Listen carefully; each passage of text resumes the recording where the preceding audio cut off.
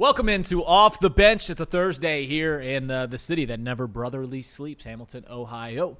We're talking Cincinnati sports today, as we do every single day. And I'm rocking my Muskie stuff. Big win last night. We still own the Bulldogs and that water fountain. And the Bearcats are undefeated in paper bag games, the brown paper bag games. Maybe they should do it again. After seeing the crowd yesterday and how many people were wearing their brown paper bags, I'm wondering if I should have spent 20 minutes on it yesterday or not. Because in hindsight, it's a pretty silly topic. We're going to talk a little bit about college hoops. There was a big news that came out of the NCAA yesterday. They're changing the transfer portal rules in college basketball. What does that mean for college hoops? What does that mean for a local institution? John Harbaugh is going to be the head coach of the New York Giants, New York Football Giants. That's a team with some really good bones. You might not see it, but that team could be pretty good next year. Then we'll do buy or sell later today, as well as we are gearing up for the divisional round here in the NFL playoffs. Stone Shields, my producer today, as every day. I don't know if we've ever done a show without you being the producer. I don't know what that looked like. Has Case, you've been every time I've been here, you've been here, right? I think so. Yeah, Case helped me out once or twice, I believe. I think we need to get, not to get off the rails here already, but we need to get Case on the show. He's got some takes on what he wants the Bengals to do at the draft. So we got to get Casey on here ASAP. It is, honestly, we should allot 30 minutes, maybe bi-weekly, to just sit a microphone in front of Casey and just say go. Yeah. Just go. I remember one time when I was out of town working on an event, and you and Casey were in here, and it was following one of the disastrous losses that the Bengals had this year. And Casey was over there producing, and I'm cracking up watching the show because Casey would get really fired up, and then it'd feel like he's winding down his thoughts. And you're like coming to a conclusive end. And then you take like a half-second pause. And then you just go right into a new, completely different topic. And that went on for about 25 or 30 minutes. And every time he'd start back up, I'm looking at my phone, just dying laughing at Casey. Because, listen, there's no boy that I've ever met that just rides the roller coaster of a season quite like Casey McAllister. Yeah. Well, what's funny about that is I remember we had a guest like 30 minutes in. So we were at the 10 o'clock hour that day, so we had a guest at 10:30, and I remember there in the morning sitting there thinking, okay, how are we going to get these first 30 minutes out? And then I remember I just threw it to Casey, and then we were at the guest. We were already there. That's so right. like, he took care of it. Yeah, you didn't even like prompt, if I recall this, you didn't even prompt him with a question. Like you were just like, and our producer today, Casey, and then Casey just went, baby. He just went. And I'm telling you guys, if there was a camera on me, like Cash Cab or something, just in this truck that I'm driving, listen to this, I cracked up at it. It was the best. I got to find that show once again. But we got a great show today. Before we get into our show, Stone Shield Show, this is a good lead-in. This is awesome, but it's a lead-in for the Stone Shield Show. Stone Shield Show 11. What do we got on the show today?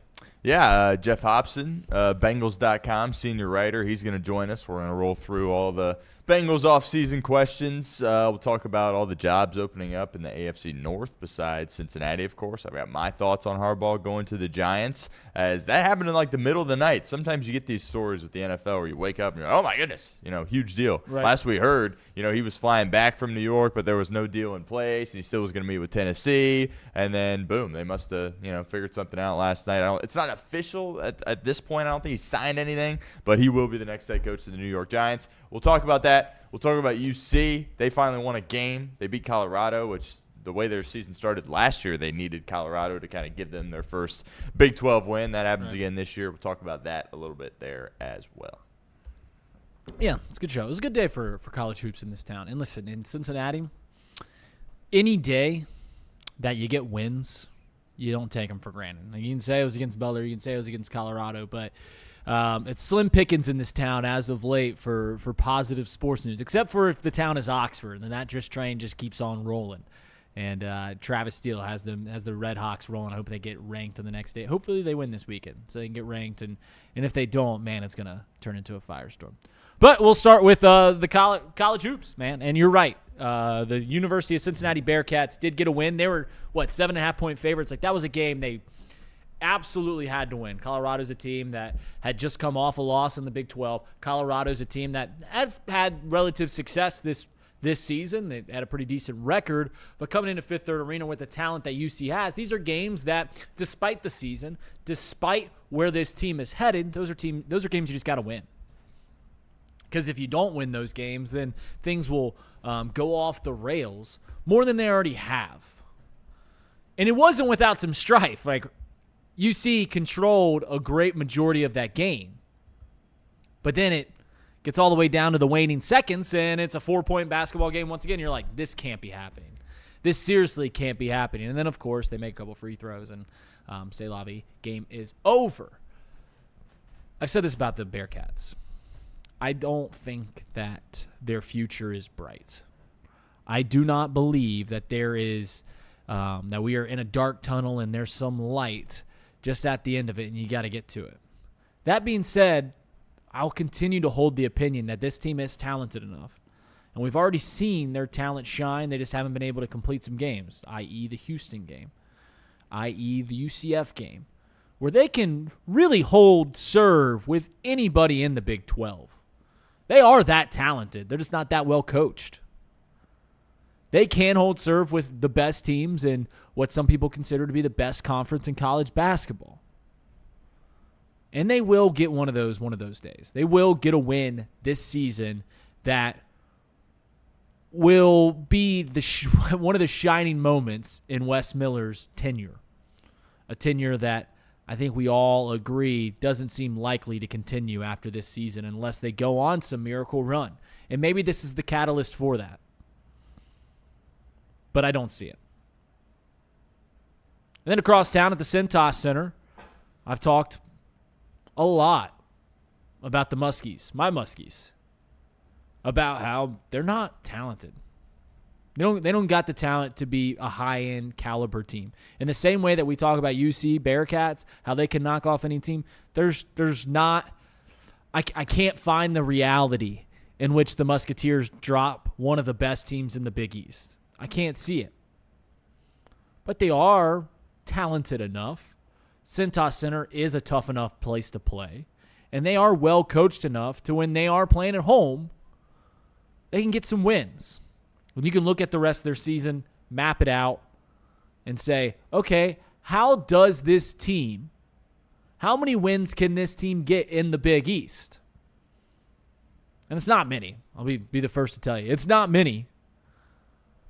But when they're playing at home, unless they're playing UConn, which I went to that game, they play 10 times. UConn wins it every single time.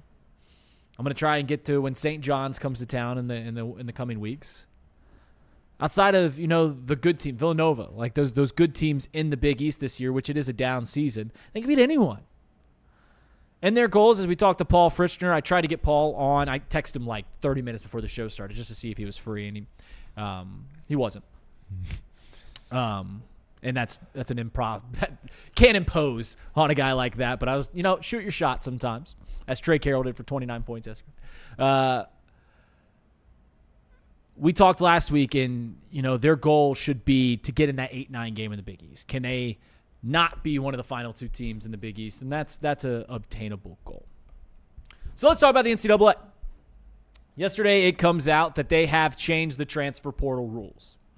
And this was something that coaches have been asking for. This is something that GMs, because now that's a thing in college sports, GMs have been asking for, is to change the transfer portal rules. And what do? Effective immediately, the transfer portal will open for 15 days. You don't have to commit in those 15 days, but you have 15 days to put your name in the transfer portal following the national championship game. The national championship game this year is April 6th. That is a few weeks behind because it used to start right after the Elite Eight.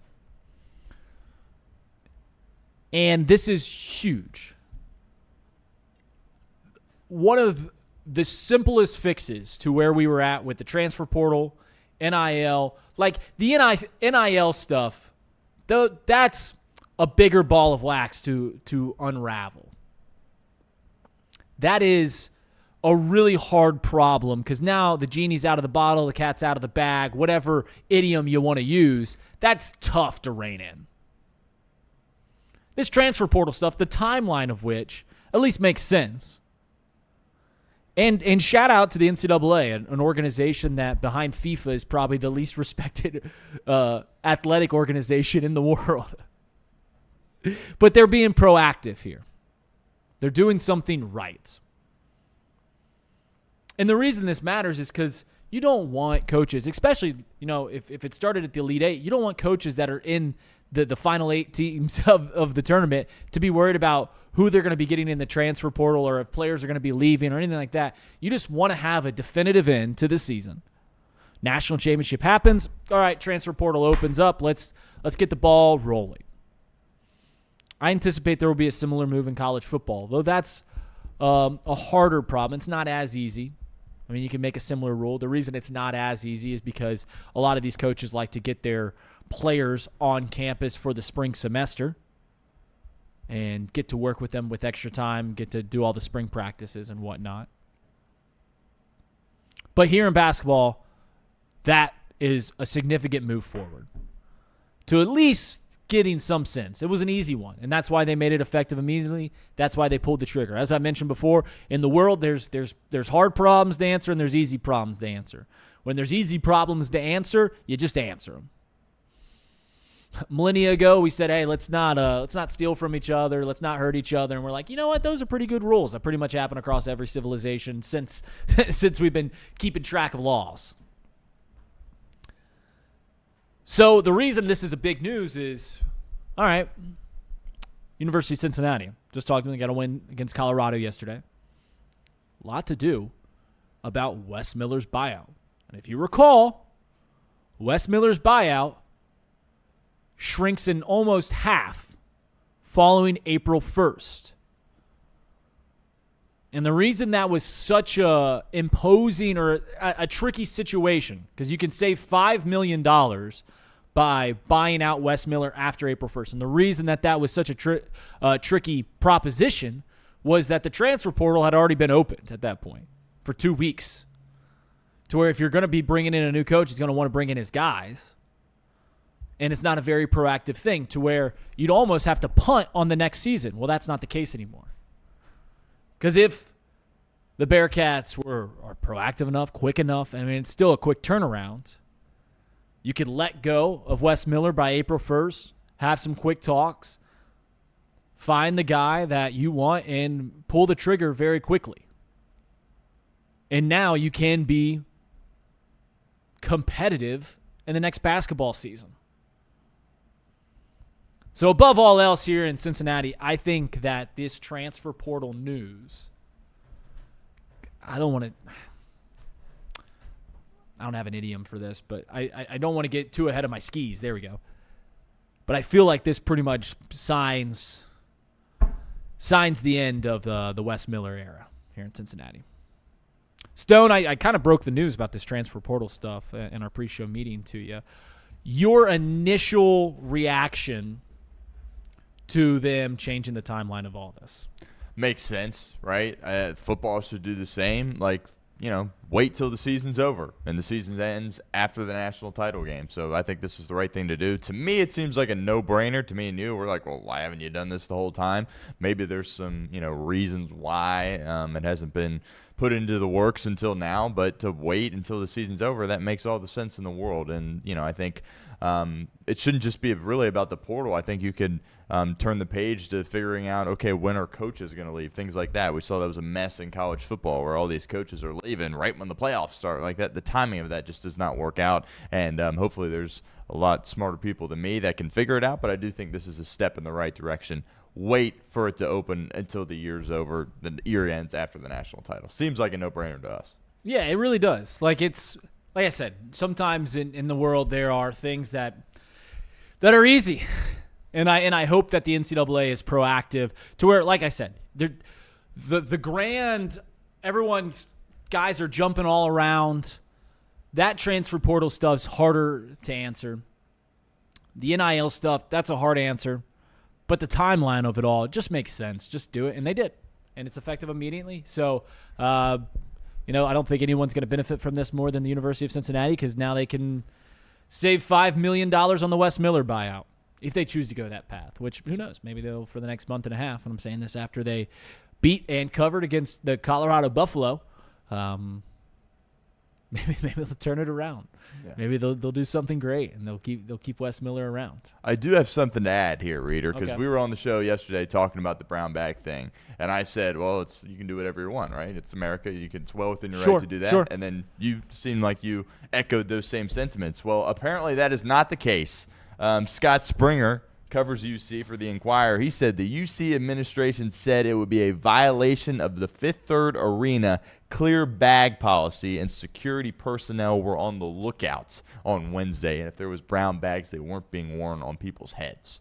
So I guess it was not within the rights of the students or whoever to throw a brown bag on. How about that? So they police this. That's my understanding. Yes.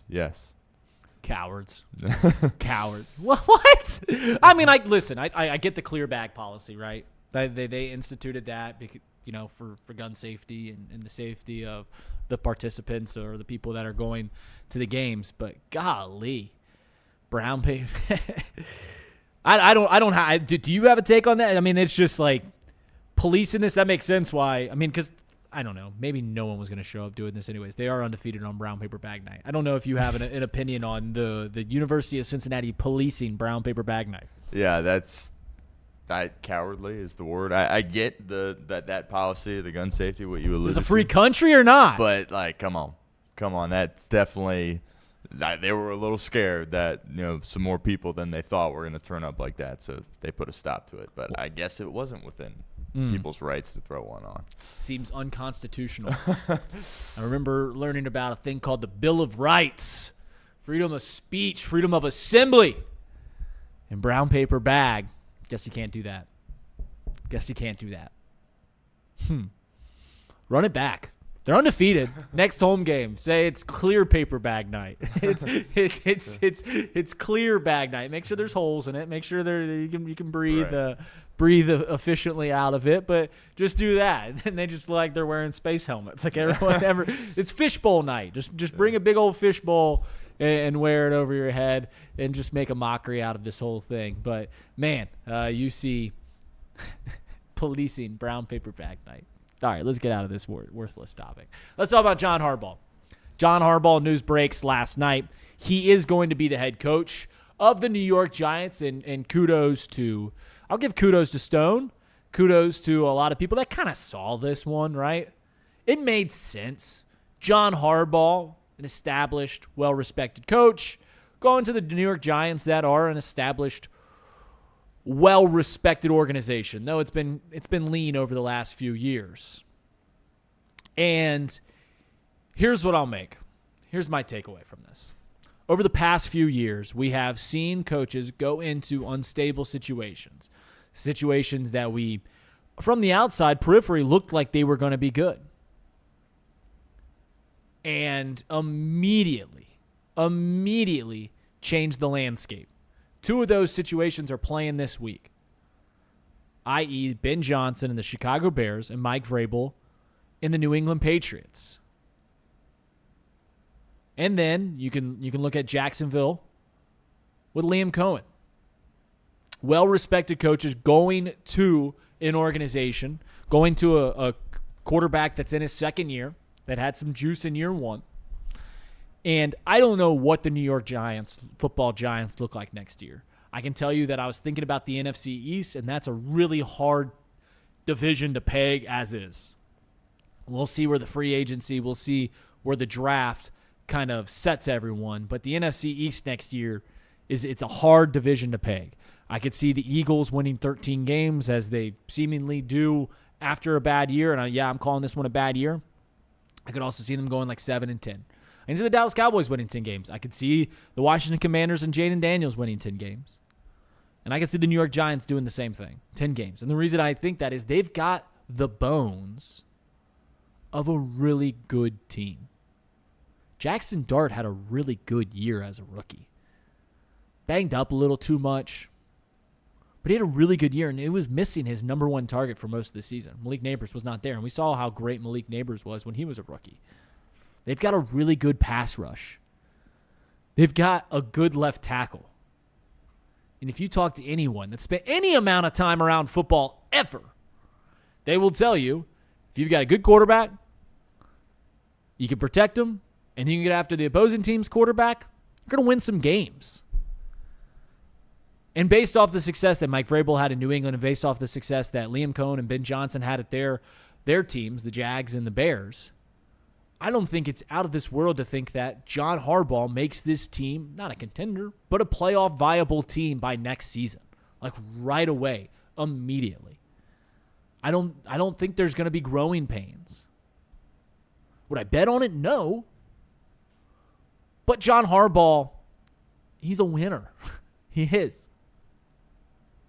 And that organization is set up to do some winning here in the very near future. Stone, I know you're going to talk about it in great length on your show, but quickly, what is your takeaway from John Harbaugh going to the New York Giants? And I said you kind of pegged this one when John Harbaugh got canned on that Tuesday car ride home last week. Yeah, I think to me, besides the Baltimore job, obviously Harbaugh was not going to take the Baltimore job, was the Giants was clearly the best opening. You look at the division, it's not like you got to go into the AFC or NFC West, right? I mean, the East is very attainable, very winnable. Obviously, Philly's kind of dominated it for a little bit of a stretch here, but there's some stability there. You have a quarterback that you can believe in. I think that's where you and I are at with Jackson Dart. We're not ready to crown him as a franchise guy, but we're also not going to sit here and call him a bust. There's a world where you can win a lot of football games with him. Clearly, they found something there in Scadaboo at the running back spot. Neighbors, wide receiver. We'll see how he comes back from injury, but he's, one of the top young receivers in the league, assuming he can get back to, that level of production before he got hurt. There's some pieces defensively. They can rush the passer. That offensive line is better than most, certainly there as well. So I think that was the most intriguing landing spot. Also, New York, huge market, big city. And I feel like you need someone like Harbaugh to come in there to New York. It takes a special cat to be at the helm with the Giants. Talk about Eli Manning as their quarterback for such a long time, and Derek Jeter as the shortstop of the Yankees. Like, you have to understand how to handle the media, and I think Harbaugh does a tremendous job of that. I think he's a great fit. I think it's a home run hire for the Giants, and we'll see if it equates to wins. But I don't think this one was very surprising. I think you also forgot a legend when you were talking about, you bring up Eli Manning and Right. Derek Jeter's a long time. Mm-hmm. You forgot about Jeremy Lin in the New York Knicks. That's true. Yeah. Yes. Who could forget Lin Sanity? This is kind of a no-brainer. If they could get it done, there's a reason that John Harbaugh was sought after so heavily. And there's a reason when you're sought after that heavily, you can make demands. He demanded $20 million. He demanded, oversight over the roster.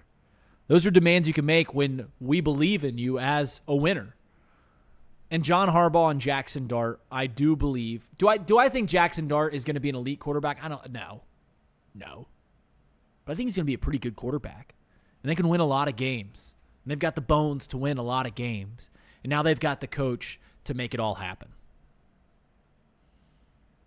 And if there's one thing that we've seen this year is the perceived elite guys, Patrick Mahomes, Lamar Jackson, Joe Burrow, Josh Allen, only one of them still around. Now, there's a case that, Caleb Williams can put himself in that pedigree. Drake May can put himself in that pedigree.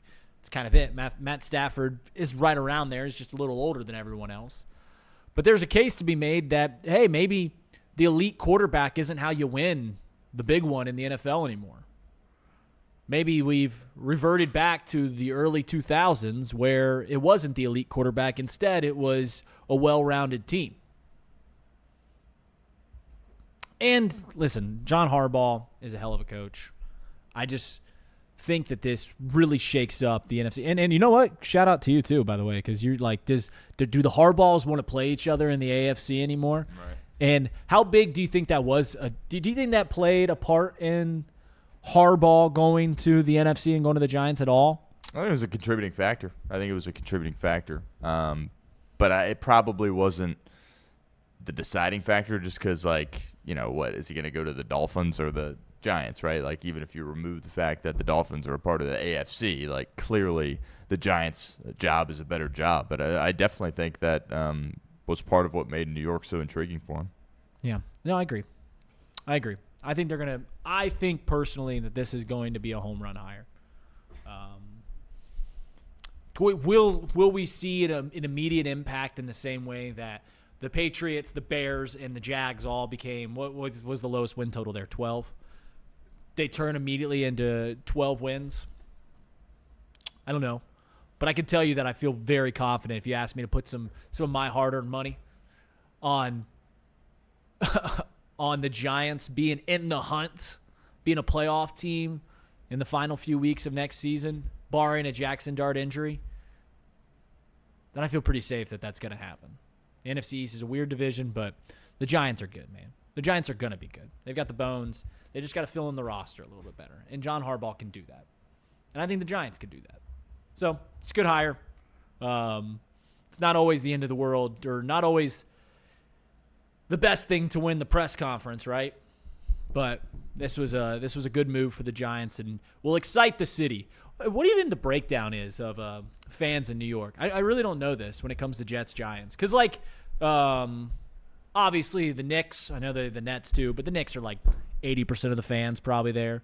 I'd say probably for baseball it's 75-25, something along that lines. Are the Giants-Jets 50-50?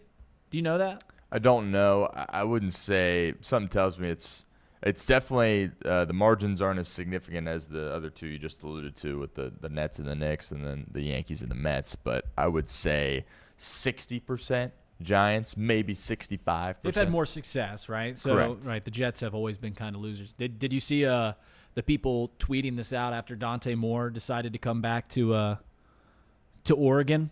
All these Jets fans, because the insinuation is that Dante Moore doesn't want to go to the New York Jets. Yeah.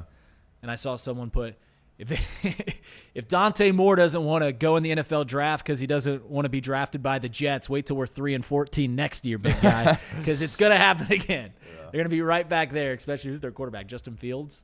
Gave him $25 million. It'll be interesting. All right, let's do some buy or sells as we get into the second half of this show here on a Thursday. A lot of questions regarding the NFL. So we'll start with this, Stone. Yeah. Buy or sell. This is a legacy-defining postseason for Josh Allen. It can be. Either way. Yeah, it can be. I think people always talk about how Burrow says the window's his whole career. That's the same. That same rings true for Josh Allen.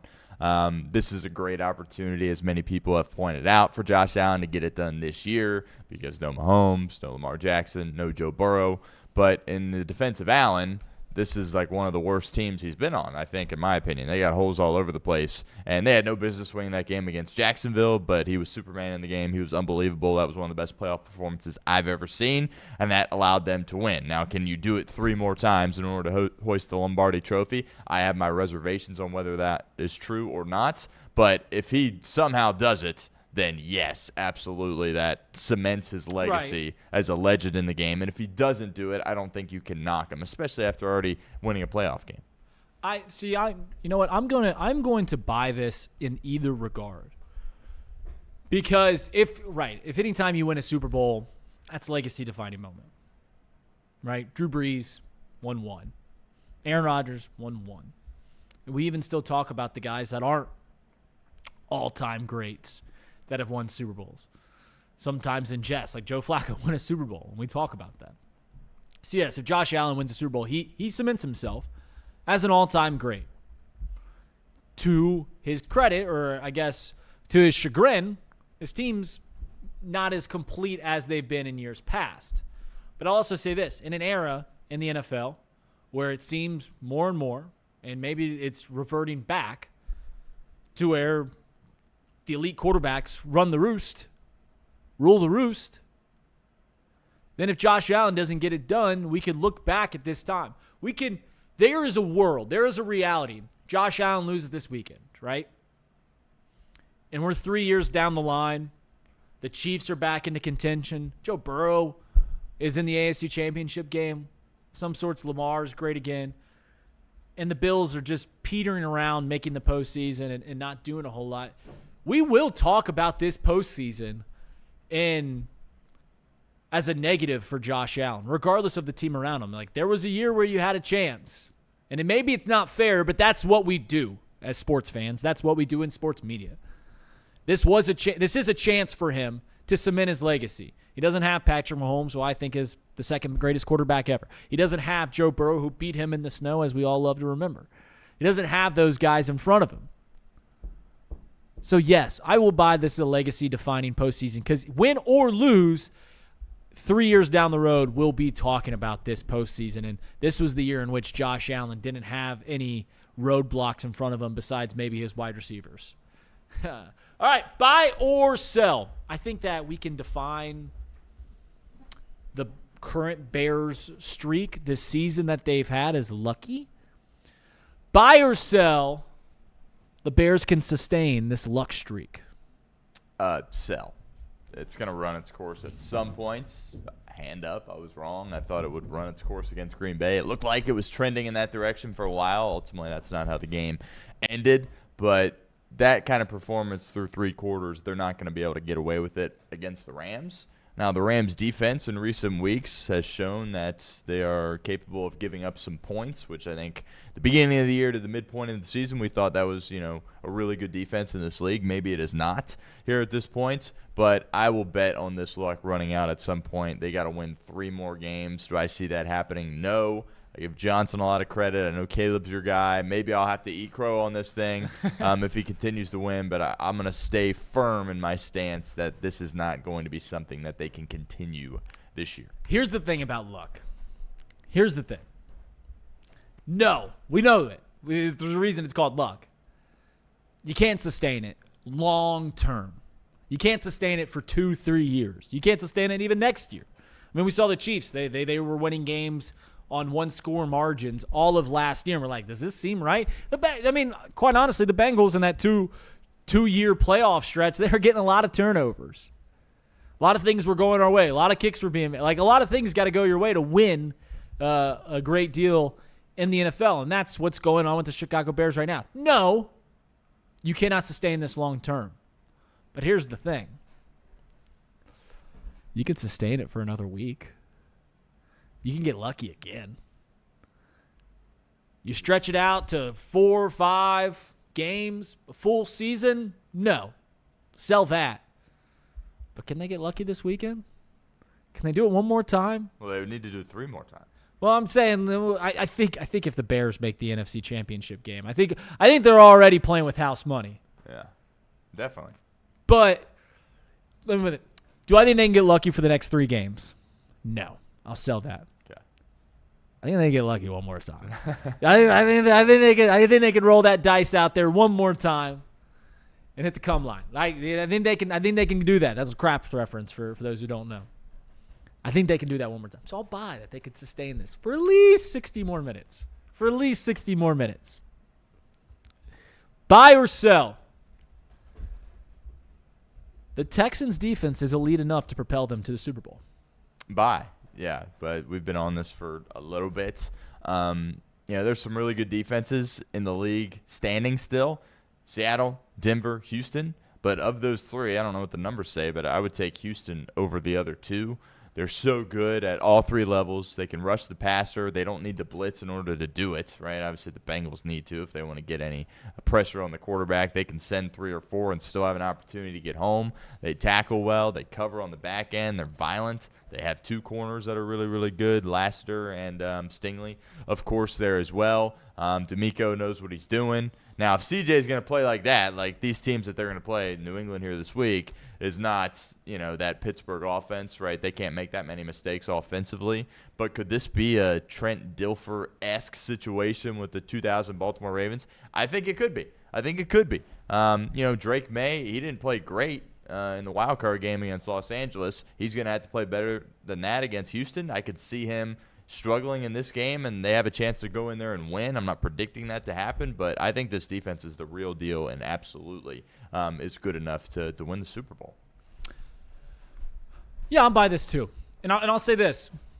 There is a possibility that we look at this Texans team, if they make the Super Bowl, certainly if they win it, we will talk about this Texans team in the same way that we talk about the Legion of Boom the 2002 Bucks, those old Ravens team, and maybe they can't stretch it out like the Legion of Boom did for several years, or that Ravens team did for several years, but they certainly could stretch it out, or certainly could hit hot on like the 2002 Bucks did, or the 2015 Broncos did, that were very heavily reliant on their defense, predicated on it. And C.J. Stroud, though, as you guys know, I like to poke fun at where he played college ball, and is he as good as he looked as a rookie? No, he's not. He doesn't look that. He's still good enough to win games, as we've seen. He's won what, 3 postseason games already? Yeah. Like he's good enough to win. It's not like you're running a rum dun out there. No, you're not running Brad Johnson or Trent Dilfer out there. So I'll buy that the Texans' defense is good enough to propel them to the Super Bowl. They're fast, they hit hard, can make you look completely incompetent at times. And I think that if that happens, we will talk about, like, we will look back in 5 years and be like, oh, man, you remember that 2025 Texans defense? Man, they were good. They could play. So, I'm buying that one. This is a fun one. Buy or sell, Stone. Yeah. Electromagnetic fields are to blame for the San Francisco 49ers' consistent injury problems. You were briefing me on this situation during our pre-show meeting. Apparently, this has made its rounds around social media. I guess I live under a rock because I did not see anything about this. I'm going to sell it. Now, I don't pretend to be an expert on, you said, electromagnetic fields. Correct. I don't pretend to be an expert on that area of the world. However, there's got to be something, right? The Niners are always the most injured team, seemingly. Always, each and every year. So there is something that has to be a reason why. I don't believe it's just that your luck is just that bad. At some point, it's got to shift its course a little bit. It seems like this is a yearly thing.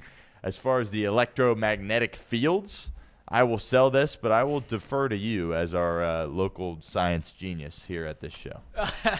So this made the rounds. This guy named Peter Cohen, who I guess wrote a book called like Sunlight is Life. He's a doctor. Started this thread on Twitter that said low-frequency electromagnetic fields can degrade collagen, weaken tendons, and cause soft tissue damage at levels regulators call #safe. We have a real-world case study proving this, and NFL teams whose practice facilities sit next to a massive electrical substation. So there is a massive electrical substation right next to the 49ers. This is such a fun topic. This is why the internet rocks. Right next to their practice facility at Levi Stadium. Since the 49ers have moved into Levi Stadium in 2014, they lead the league in injuries. They lead the NFL in injuries, a lot of them soft. And every single year it seems like we're talking about, like, why are the 49ers always so banged up? And before this great conspiracy, this tinfoil hat conspiracy that I love to talk about, before this, we're just like, oh, it's because Kyle Shanahan, they still hit in practice. Like they're just a hard-nosed team, and that's why they're getting banged up more so than the rest of it. But here's what I'll say. At the rate in which it's happening, it's worth at least a look into. It might be the junkiest science that has ever come out, and you can immediately say, this isn't the case.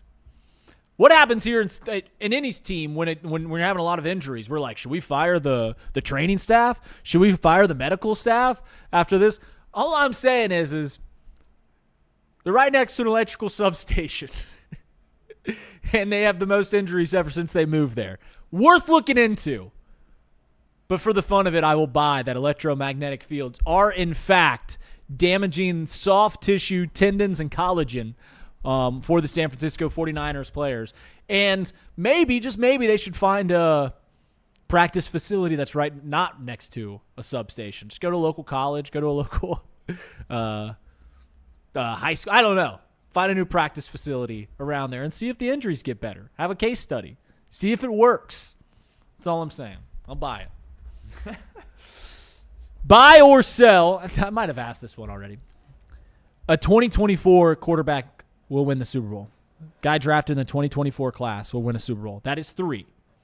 That is Nix, May, and Williams. Yes, correct. Nix, May, Williams. I mean, Drake May might. I guess I got to sell. Yeah, my pick is the Rams. I know that's not really going out on a limb there, but my pick's the Rams. If there was one that could do it, it's Drake May, but Caleb Williams definitely is not this year. And Bo Nix could, right? Because you said yesterday, if you close your eyes, you can't imagine. I can't, no. Bo Nix holding the trophy. If Sean Payton's standing right next to him, I think you can imagine that a little bit, is my argument to that. But on the spot here, I'll say I'll sell it just because I got the Rams here at this point.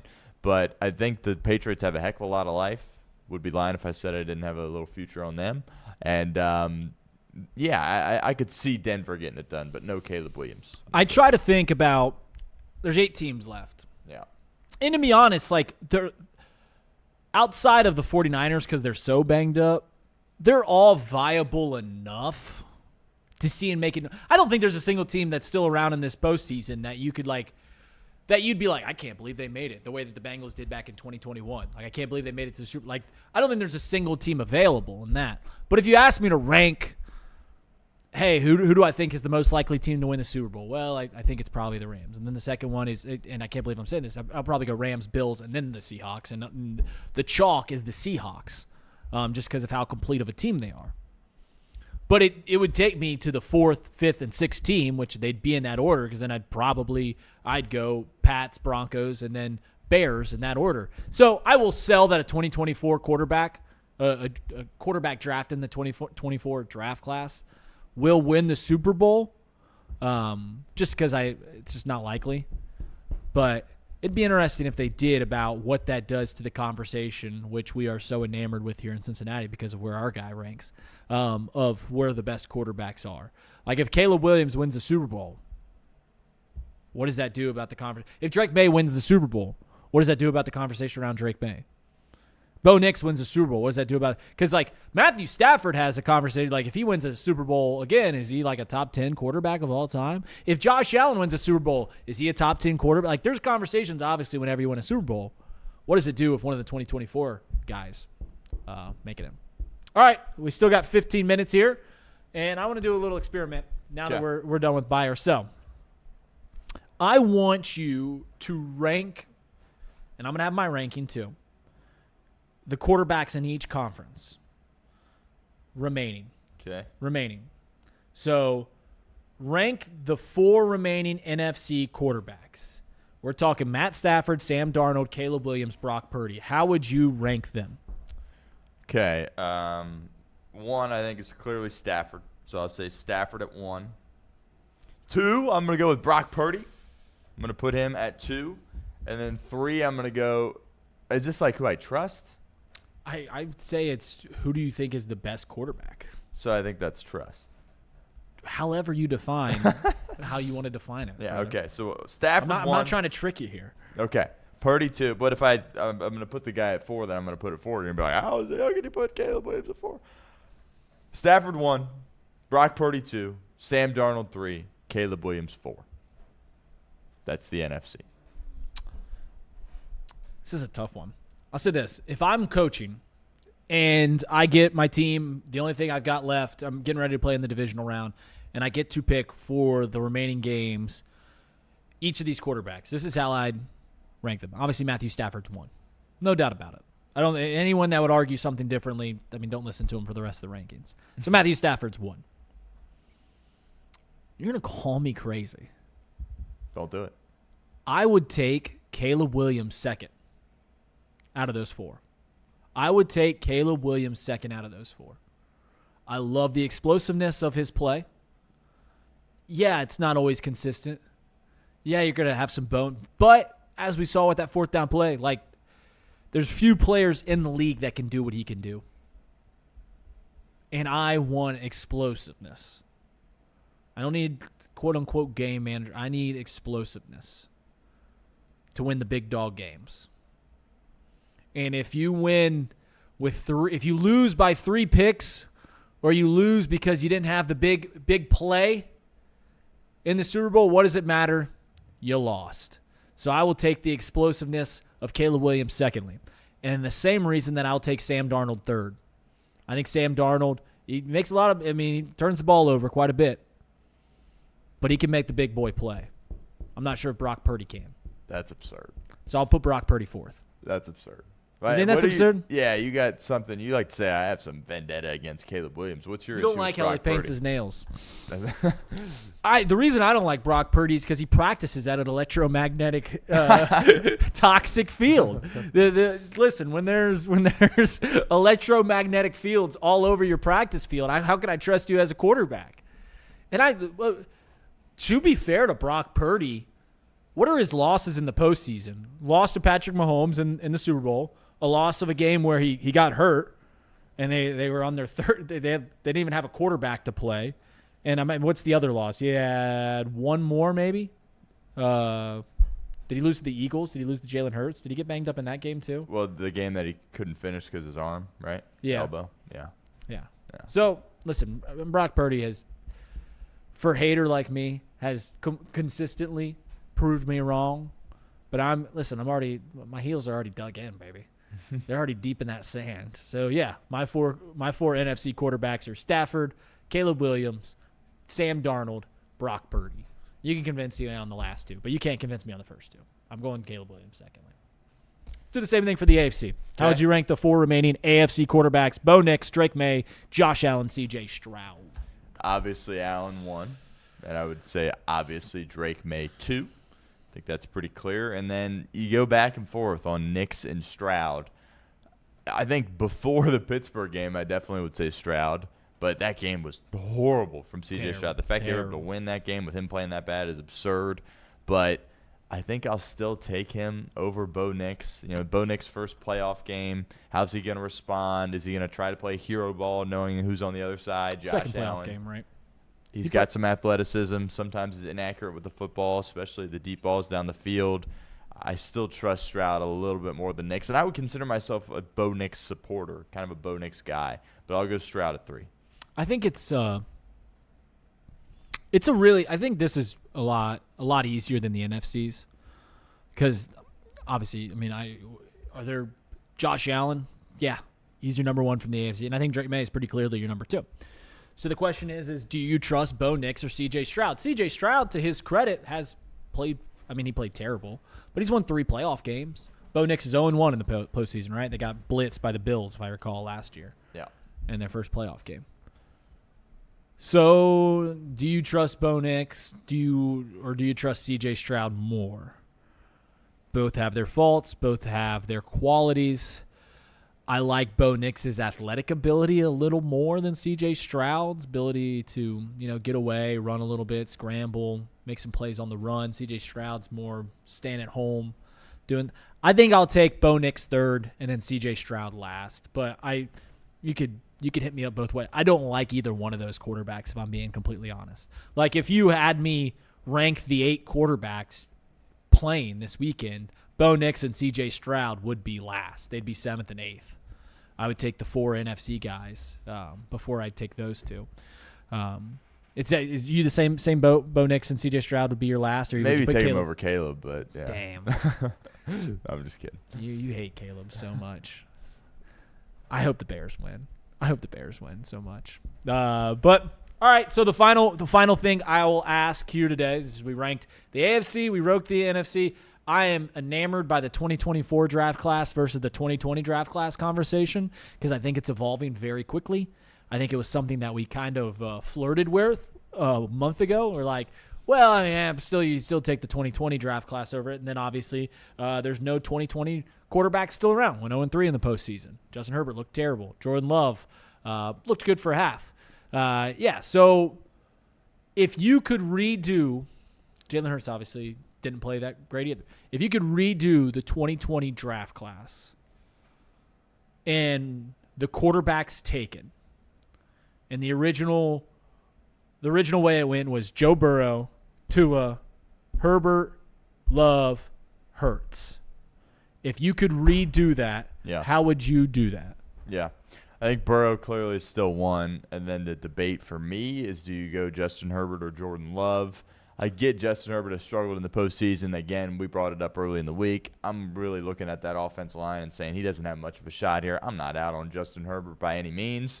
And now that's a couple of games, and I think the world of Jordan Love, where he's had a huge lead in the postseason and blew it. We saw it a couple of years ago with San Francisco. So I'll still go with Herbert at 2. Obviously, we're going to remove Tua from this equation at this point, and we're going to put at that 3 spot, it's going to be Jordan Love.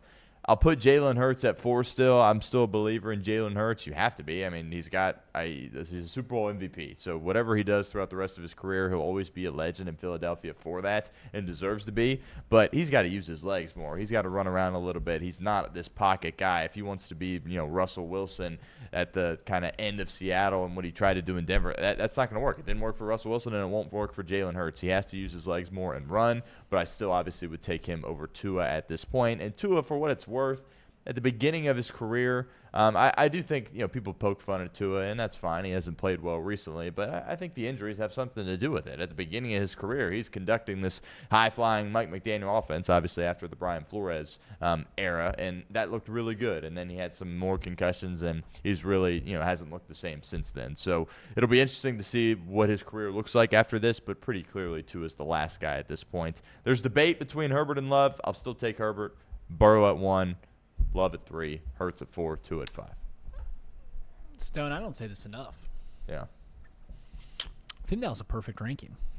I think that was perfect. Yeah. Like no notes. Okay. That was perfect. I'm going the exact same way. Joe Burrow's the best. Justin Herbert. I think all the criticism he's getting this week about his performance in the postseason is fair. In a vacuum of 1 game, not fair. 3 games, and the only quarterback that has ever had a worse passer rating in QBR in 3 postseason games is Andy Dalton. Not good company, but still, he's unbelievable. And I think if he gets over that hump, he'll start winning a lot of games. But Justin Herbert's unbelievable, so I'm taking him too. I'm taking Jordan Love 3 because if you ask me, hey, play 1 game, you get Jordan Love or Jalen Hurts. I'm taking Jordan Love. Jalen Hurts, this is going to be harsh. I don't even know I'll say it. I think if you take out his 2 Super Bowl performances, he's been slightly above mediocre as a quarterback. Like, I think if he was unreal in both of his Super Bowl performances. Truly great.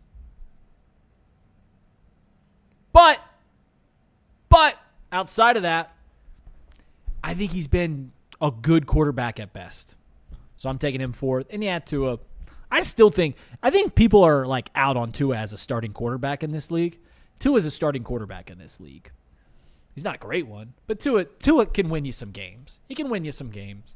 The money's getting paid. No way. I mean, if they want to get rid of him, if the Dolphins want to get rid of him, they're going to have to eat some of that money or, pair a draft pick with it. But Tua's still a fine quarterback. He's still one of the best 32 in this league, and he's still a great starter. But yeah, no notes. Is that too harsh? He's slightly above. He's Jalen Hurts outside of his 2 Super Bowl performances, which were amazing, some of the best performances we've seen. Outside of those 2, he's just been a good quarterback. Yeah, I would say it's a little bit too harsh because he's won a ton of games, and I know it's like, well, his roster's been so good. Well, you guys love crowning Tom Brady, and look at the rosters and defenses and coaching he had, and he won a lot of games, and people like. You talking about the UNC coach? Huh? You talking about the UNC, the North Carolina coach? Yeah. That guy can't win a thing. Right, that guy. Yeah. Yeah. But so I'd give him a lot of credit for a lot of those wins. He's a tough dude, a great leader, all the intangible stuff. I think he checks the box. So it seems a little bit harsh, but yeah, I mean, when you have Devontae Smith, A.J. Brown, Saquon Barkley, Dallas Goedert, and on paper a solid offensive line, and it looks that bad, that's obviously you can blame the coordinator some as well, but a lot of that's on the quarterback. That's got to get figured out. All right, fair enough. Someone asked me my thoughts on Bob Castellini getting booed at the Xavier game yesterday. Love it. I love it. That's what fans should do when you're unhappy with something. Brown paper bags, even though it's getting policed at UC games probably isn't the best way to. And maybe I shouldn't have spent 20 minutes on that whole thing yesterday, but it is what it is. We'll steal a bit from another show as we pair into Stone Shield's show. Stone, what did you learn today on Off the Bench? I learned that you have an infatuation with Caleb Williams, but I already knew that, so I guess I didn't learn that. But I learned some science when it comes to this electromagnetic stuff as it surrounds the 49ers. I know you're going to keep continuing to do in-depth analysis and research, and we need to revisit this, especially if, somebody gets hurt on the Niners here this game against Seattle. I feel like we need to do this again next week. We should buy something on Amazon, and it literally could be nothing. It could be from L. Ron Hubbard and Scientology, whatever their little meters are, their little readers. But we should commission a trip out to San Francisco to Levi Stadium and just get one of those those things that they use on ghost hunters that just crackle. So I'm like, yeah, and like one of those atomic readers, and just walk around Levi Stadium and just see if we can get the electromagnetic fields, and then we'll be concerned. We will be fully fully convinced that electromagnetic fields are the reason the San Francisco 49ers are hurt so much. So be careful if you're betting on the 49ers to cover 7.5. They might be a little fragile. See ya. Stone Shield Show coming right up. See you guys tomorrow.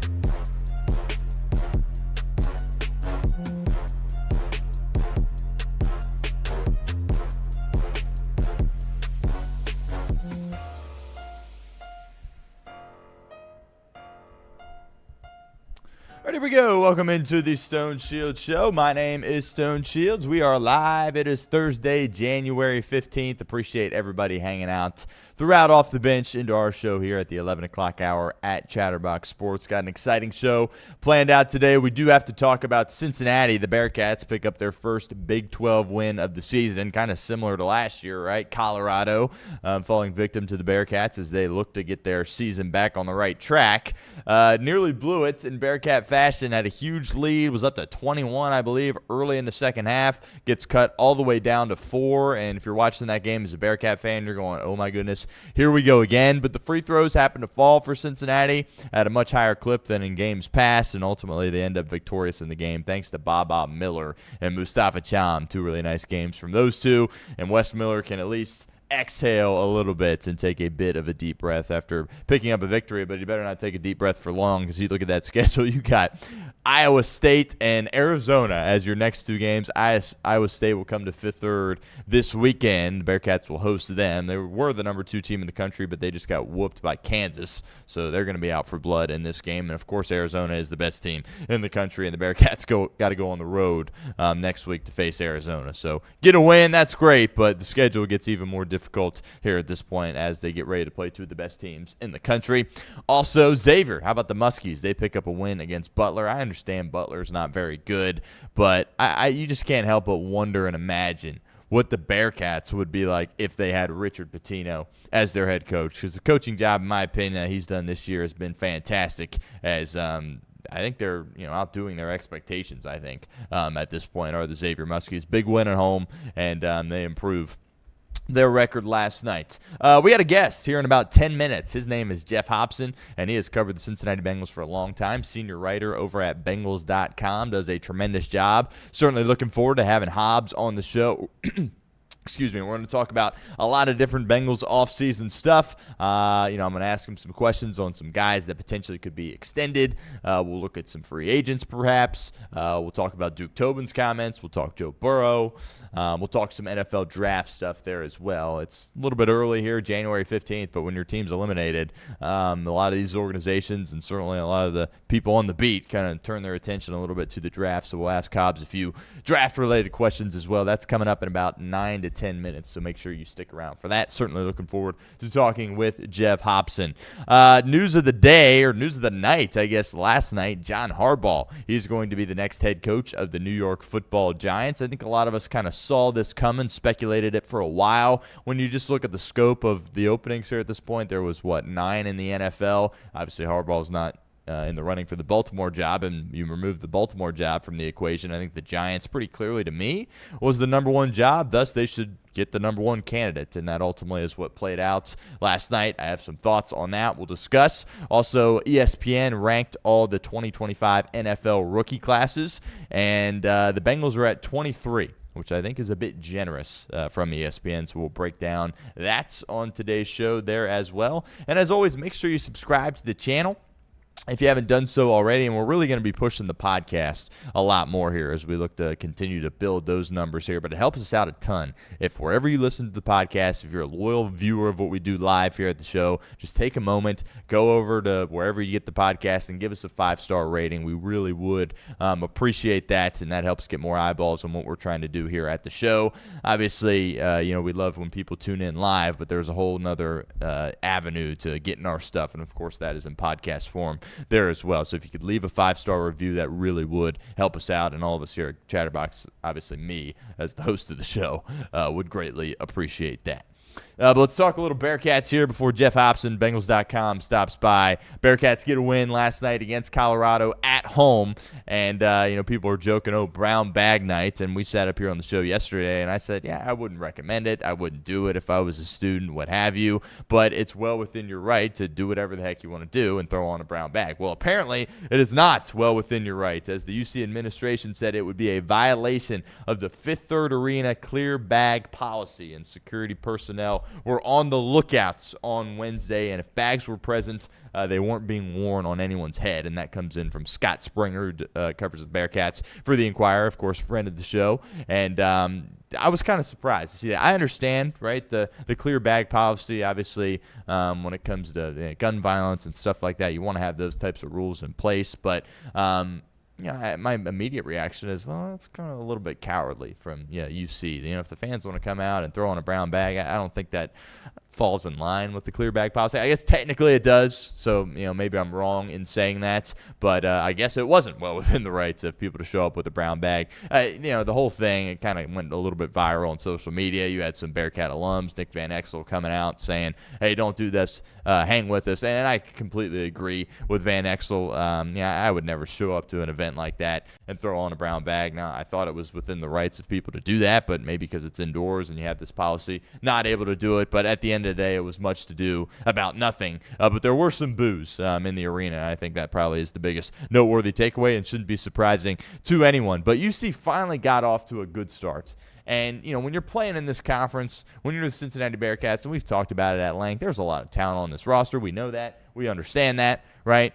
But compared and relative to some of these other Big 12 schools, they can't afford to get behind early in the game. Now, I understand Colorado's not at the top of the Big 12. Their coach had some interesting comments there after the game, kind of talking about how going in, they understood that UC was kind of like a wounded animal on the side of the road, and they needed to get after them early. Well, they weren't able to do that as UC jumped out to a huge lead.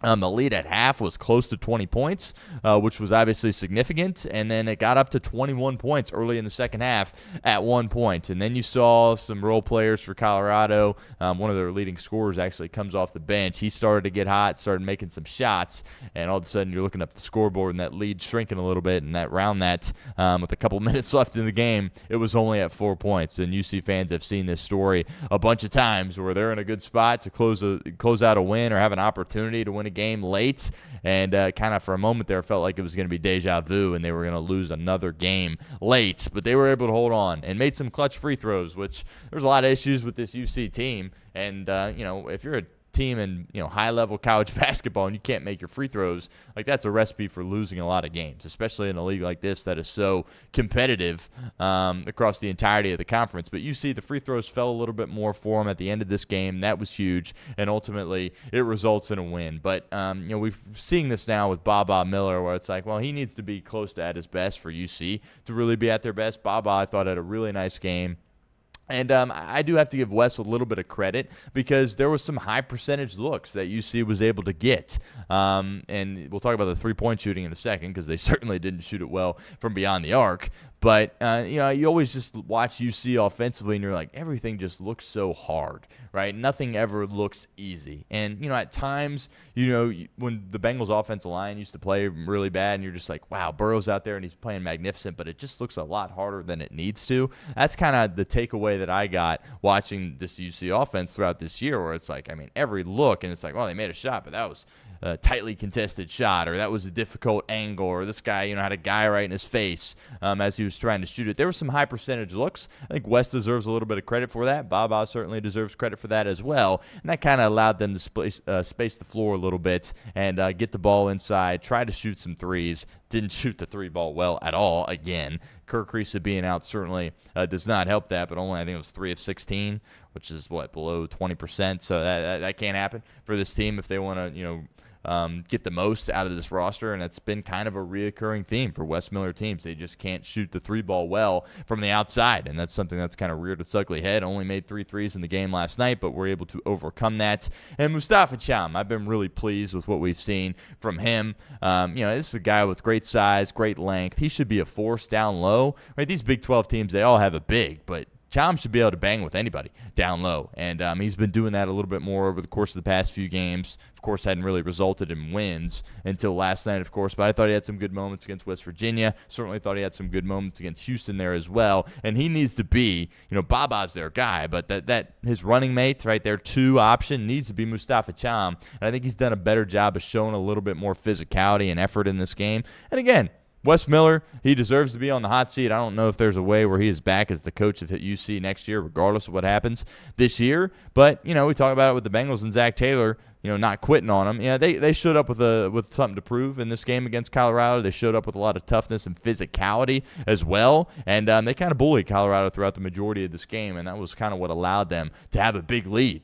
And ultimately almost lost the lead as it got down to about 4 points, but they were able to hang on for dear life. And we'll see if the shooting can improve for this team going forward. And Kirk Risa being out certainly does not help with that. Sean Abayev has kind of transitioned into a bit of a different role, and by all accounts, it looks like he's handling it as well as he could. But, this is a guy that, was starting for much of the year, and now he's like getting 10 minutes off the bench, 8 minutes, 9 minutes off the bench. He played a little bit more in this game than he did against Central Florida and was able to score some points and hit a shot from the outside. But he's a guy that they're going to need if they want to reach their full potential. And you're seeing West kind of go away from him a little bit. and hopefully, Abayev can respond in a good way and improve his game and ultimately earn himself some more minutes out on the floor. And Celestine, he's got to shoot it a little bit better as well. We saw him shoot it really well in the game against West Virginia.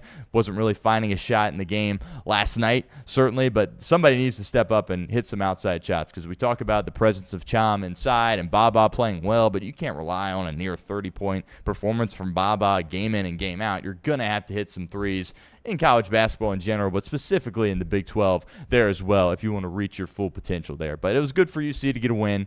They needed it bad. West needed it bad. They dealt with some boos certainly throughout the duration of the game at Fifth Third, but were able to overcome it, pick up a huge win. But then where do you go from here if you're the Cats? Because you look at that schedule and you go, wow, we got Iowa State coming to town here coming up. Iowa State was just the number 2 team in the country before getting whooped by Kansas. And then after that, you followed up by going out to Arizona and playing the number 1 team in the country. So this is an opportunity for West to pick up a signature win and try to, hold on to his job and regain some confidence from the fan base. But it's an uphill battle for the Bearcats, but I'm sure they'll enjoy the victory last night against Colorado, because they certainly needed it. All right, it is time to welcome in our guest, and it is my pleasure to welcome in Jeff Hobson. He is the senior writer over at Bengals.com, has been at it for a long time, and has done a tremendous job. Hobbs, what's up, man? Thanks for joining us. Stone, great. Thank you very much for having me on. I can already see that you are too sophisticated for me to have on the show here. You got the stuff running underneath you, and that's quite a setup you got there. Well, I appreciate it. They help me out a lot here at Chatterbox Sports. I appreciate them, but it's it's a laid back operation here. Don't take it too seriously. We like to have. I don't know. I'm nervous. I've never been on. I don't know. I'm nervous. I've never been on the same crawl with the news crawl. So all right, there we go. How about that? Well, Hobbs, I appreciate you making some time. I know you're busy here with the offseason underway, lots of stuff you're working on, and thanks for stopping by, man. It does mean a lot. Well, thank you for having me on. I think it's great what you're doing for local sports. It's tremendous.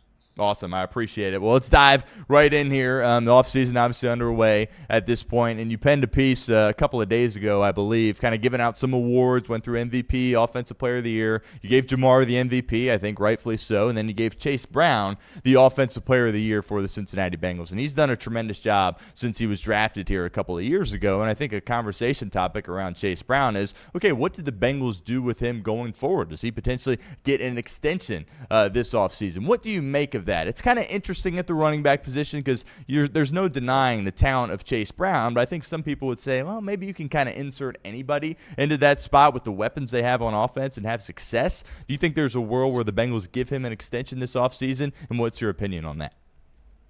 Yeah, I mean, I think there is. I mean, he's in that 2023 class, which shaping up to be pretty good. There's a lot to be said for knowing the scheme and knowing how you fit. And I think, Chase is, a big thing in this offense. If you're a running back, you're going to have to block, And I think the thing about Chase is he has committed, he's really committed himself to being a very good blitz pickup guy, very good in pass pro.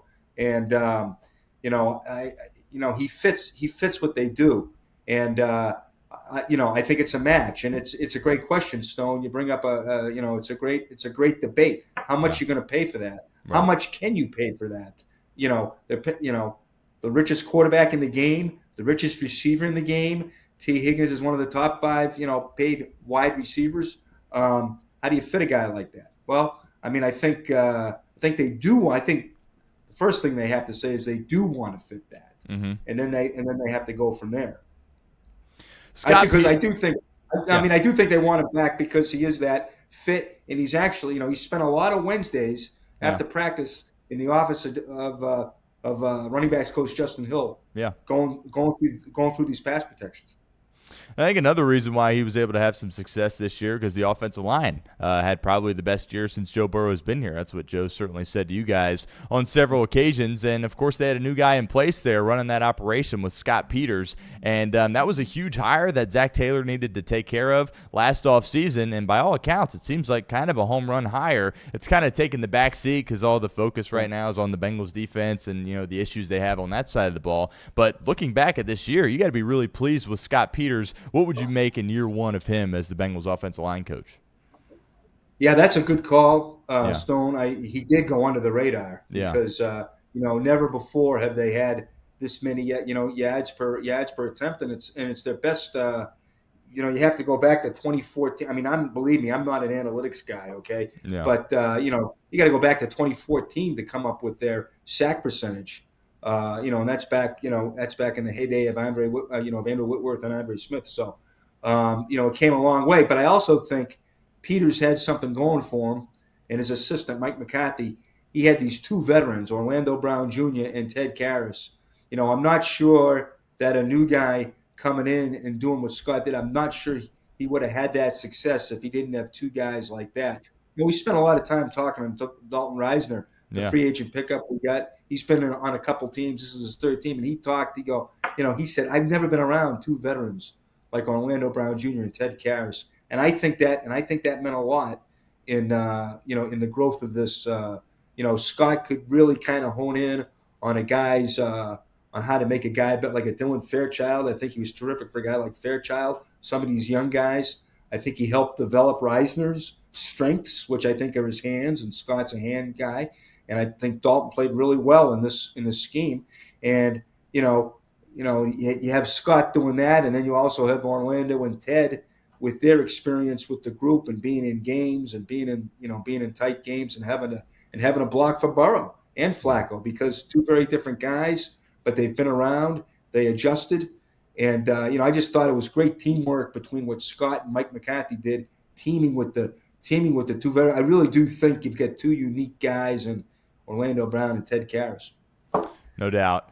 Defensively, linebacker certainly was a struggle for Cincinnati this year, and Zac made the decision, I think, earlier than some people thought, certainly earlier than I thought, to go with the two rookies and kind of just roll through with them throughout the duration of the year. I think there's a lot of people, certainly in the fan base, that are concerned that maybe Cincinnati will look at that position and say, well, these guys got better as the year went on, and kind of just roll them out there as the two starters next year. Is there a world, in your opinion, where that happens, or are they definitely going to go after a free agent or another draft pick at that linebacker spot?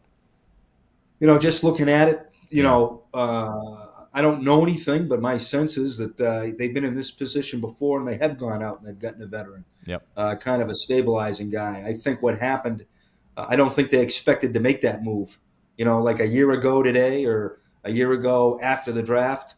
I think they felt like Logan Wilson was going to be there for at least this year, and that I think originally, Knight and Barrett Carter were seen as, bridge guys. Certainly, I think they thought, it's not crazy that they started one rookie linebacker. They did it with Jermaine Pratt, who gave them many good seasons. But two of them, I think that probably caught them by surprise. So I wouldn't be, remember when they went out and after that 19 season, they went out and they got Josh Bynes, who was a serviceable guy from Baltimore, a veteran in the division. I think he really helped Logan Wilson's development and Pratt's development.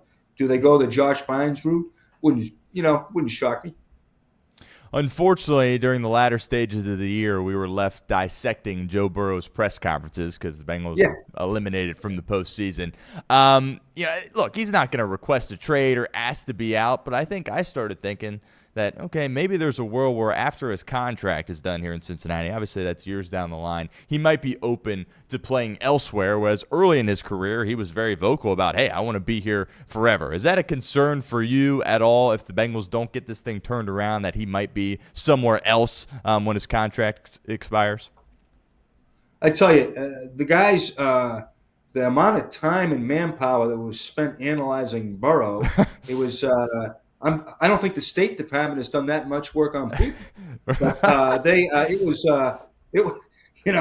don't know, Scott Stone. I'm not very good with I'm not very good with uh, the day to day. Never mind hypotheticals, and I think Yeah, that we're really into hypotheticals sure. here. I think any fan that lived through Carson Palmer, the fan base, obviously that's probably in the back of their mind. But Burrow has, I've seen nothing from what Burrow has done or said to think that he's ready to, to fly the coop and wants to fly the coop. Jamar knows him as well as anyone, and he keeps saying, "Well, this is AI stuff," Right. So Yeah. I mean, I don't see anything like that. I think he's a very focused guy. I think he's really honing in on 2026 already. I'm not sure he knows what the future holds. I mean, I think I think he likes it here. I think he likes his teammates. I know he likes the coaching staff. I mean, uh, they're they're running his offense. They're doing what he does best. They're protecting him. They've given him some great playmakers.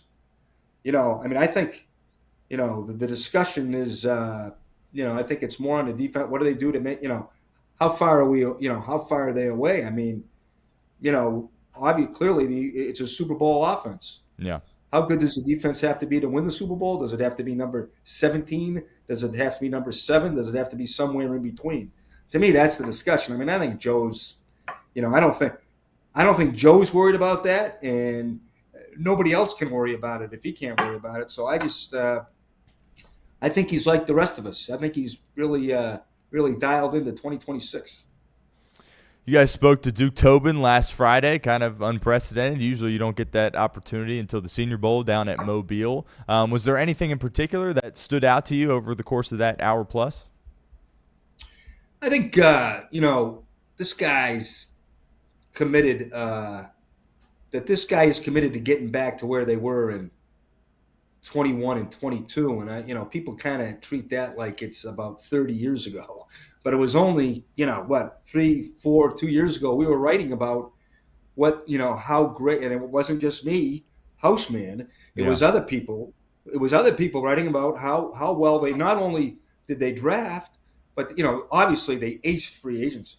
One of the great free agent classes, certainly the greatest free agent class in Bengals history, and maybe when you see what they accomplished, maybe one of the top 5 in NFL history.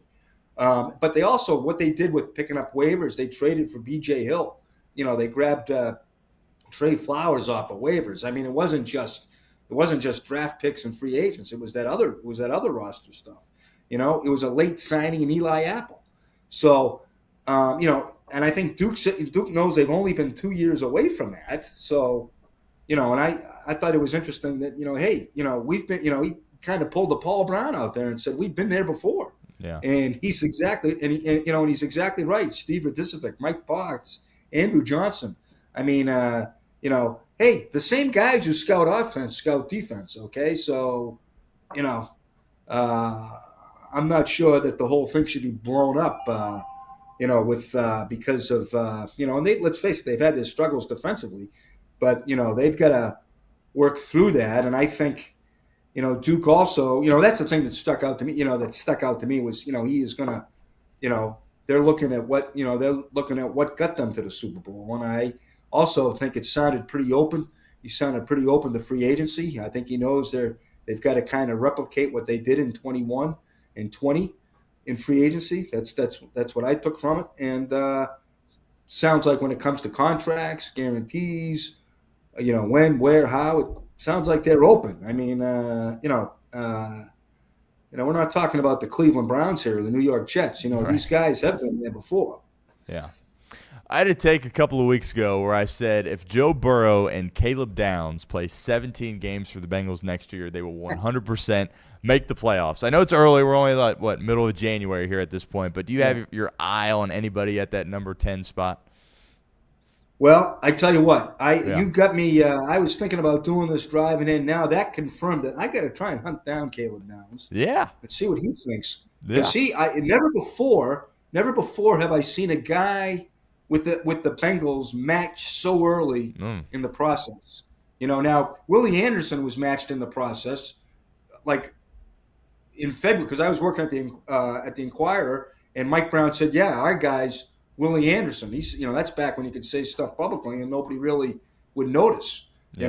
So Willie Anderson in '96, but this is a month even before that. So Downs certainly fits, right? Safety. Is he a Kyle? I'm not sure. I haven't delved into it at all. I don't know if he's a Kyle Hamilton kind of safety. Is he a Jesse Bates kind of safety? I got to look at that. But I get a little nervous at 10 Stone because that's a high pick. The higher the pick, the bigger I like the guy. Yeah. That's is that if there's a 3 technique there, if there's an edge guy at 10, they're the rarer guy than the safety, right? I mean, Right. well, I don't know. Safeties are a lot more important in this game than they were 10 years ago, right? Because of the passing game. But that 10th pick, that's a high pick. You'd like that to be, you'd like that to be a bigger guy. 3 technique edge. Will one of them be there? Is Downs so good that you have to take him? Will Downs even be there? Yeah. Bengal fans are talking him up. They might have talked him up so much he won't get past 7. So Yeah. who knows? But Downs is an interesting. Like I said, I got to hunt him down still. Yeah, no doubt. Definitely would read that if you're able to get a hold of him. But people always say draft the player and not the position, but it kind of feels like here for the Bengals, like, well, you need to draft defense. Like, don't you think they need to take defenders in like the first 3 picks? Is that crazy to say? It feels like what they need to do.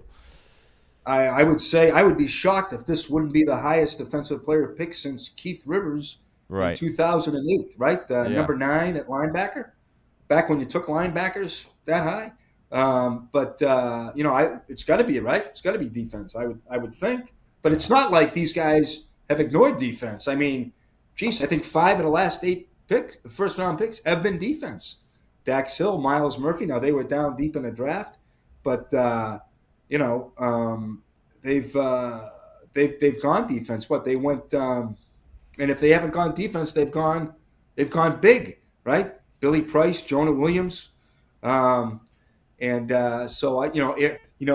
Amarius Mims. Yeah. So but I would think defense. I would think it'd be with the highest, if you can believe that, it'd be the highest defensive guy in picked defensive guy since 08, which is a long time ago. Obviously, fixing the defense is a huge focus for Cincinnati this offseason. But if I put you on the spot here and I said, Jeff, you are in charge of the Bengals this offseason, give me some ideas on how you would proceed. Well, I would. Yesterday, I would have extended DJ Turner a second, and I'd be try to get Chase Brown in the fold. And I think these are things that they're doing. These are things they're trying to do. So I'm not reinventing the wheel here. Yep. They're going to do this stuff. They're going to try and do this stuff. But yeah, I would get the extensions for those 2 guys, and grab the best defensive player I can in the draft, and sign one of the best edges out there. An ascending edge. I'd love to get wouldn't you love to get a Trey Hendrickson type of guy that was going on a second contract and never really had a shot. And I think the Bengals have done well with guys like that who have been, on second contracts. They have found guys, Hilton, the Wouzier, going back again to that great free agency class of 21. And I think that's what they'll try to do. So yeah, that would be my that's my deal. Try to wrap up Turner, try to wrap up Chase Brown, try to wrap up Reisner. Get the best defensive player on the board at 10. Grab some ascending free agents and let's go. Thoughts on Flacco? And this is all things they've done before. This is right. This is all things they've done before, and I think they're trying to do now. Yeah. What are your thoughts on Flacco? Because I feel like, Joe obviously has gotten nicked up throughout his career to this point, and having a guy that can come in and play good football, I think is very valuable for this team. I said a couple of weeks ago, it's different in Buffalo. Josh Allen, he's out there every single game, but I think the Bengals probably should value that backup quarterback position maybe a little bit more than they have. And, another team could go out and say, no, we want Joe Flacco to be our starter, and you're not going to pay him that kind of money. But do you think it'd be very valuable for him to be back as the backup for Burrow next year? Well, it'd be great. I mean, we all love Flacco. Right. Gift to the media, gift to the fans. I mean, he's perfect. I mean, my God. I mean, has anybody ever? I mean, I was just talking to my old high school coach. I said, Smokey Morazy, member of the Massachusetts Basketball Hall of Fame. And I said, Coach, this guy walked in 9 days. I mean, he threw for 550 yards, completed, 70% of his pass. I mean, nobody had ever done what he had done in the first 2 games. So yeah, as Stone, you make a great thing, because if they don't get Flacco, maybe they got to start thinking about maybe they draft a backup quarterback. Maybe they draft a backup quarterback high. Would they spend a 3rd round? Would they spend a 4th round if they feel like if their backup, if they need to have a backup like that? And to be fair, I think they thought they had that in Jake Browning. And for whatever reason, Jake didn't replicate what he did at the end of 23, because that's exactly what you're looking for. What Jake Browning did in 23 was, that was magical. And I thought it was, I give the Bengals a lot of credit for calling that off and going out and getting Flacco and making a trade with a team they've never made a trade with. That was something that got lost too. Talk about Scott Peters getting lost. That move, getting Flacco, something they had never done before, and they had to make a quick call on Browning, a guy they really like, a guy who's won some big games for them, and they like Browning. But to make that call, I thought that was one of the most underrated things of the season too. Was because what if they win the Buffalo game? What if they win that move got them into the playoffs? If it goes a little bit differently. So I think backup quarterback, that's a great debate too. Is what do you how much of your resources do you devote to that? But it could be settled easily if they are able to get Flacco back. And you heard Zach and Duke, they love the guy, and if nobody offers him to be a bridge guy, you hope he would come back. The 3 other jobs in the AFC North, of course, are open here at this point. The Harbaugh one shocked me. I think Tomlin, you kind of could see that coming, him stepping down. Lots of 9-8, 10-7. Just didn't really feel like they were going anywhere. They were winning games, but not really going in the right direction. The Harbaugh one surprised the heck out of me. And then Cleveland, just one of the only good things they had going for them was their coach, in my opinion, besides Myles Garrett, of course. And that's just Cleveland being Cleveland. They moved off him. But I know you talked to Marvin Lewis about this, and that piece is up on Bengals.com right now. But what was your takeaway on those 3 jobs coming open? Yeah, I think I talked to Marvin about this. It's just the rarity of staying that long, but it shows you, I think, the organizations, Pittsburgh, Baltimore, and if there's one guy who can relate to it, it's Marvin, who was 16 years in Cincinnati, and it's the ownership is really dialed into what their coaches are doing and just how hard it is and how important it is for continuity. And, like Marvin said, it's, those guys, they had their own strengths. Harbaugh was terrific at, he could, lose a bunch of free agents, and they could, Eric DeCosta and Ozzie would go through the draft, get him some parts, and, he'd reboot. And Tomlin was, Tomlin had a lot of Marvin in him, I think, in the sense that he could manage a lot of egos and personalities. And Pittsburgh's a tough town to, every town's tough, but Pittsburgh, I think that's being head coach of the Steelers, there's a lot of scrutiny comes with that. So I think, but Marvin, really admired how Tomlin handled that.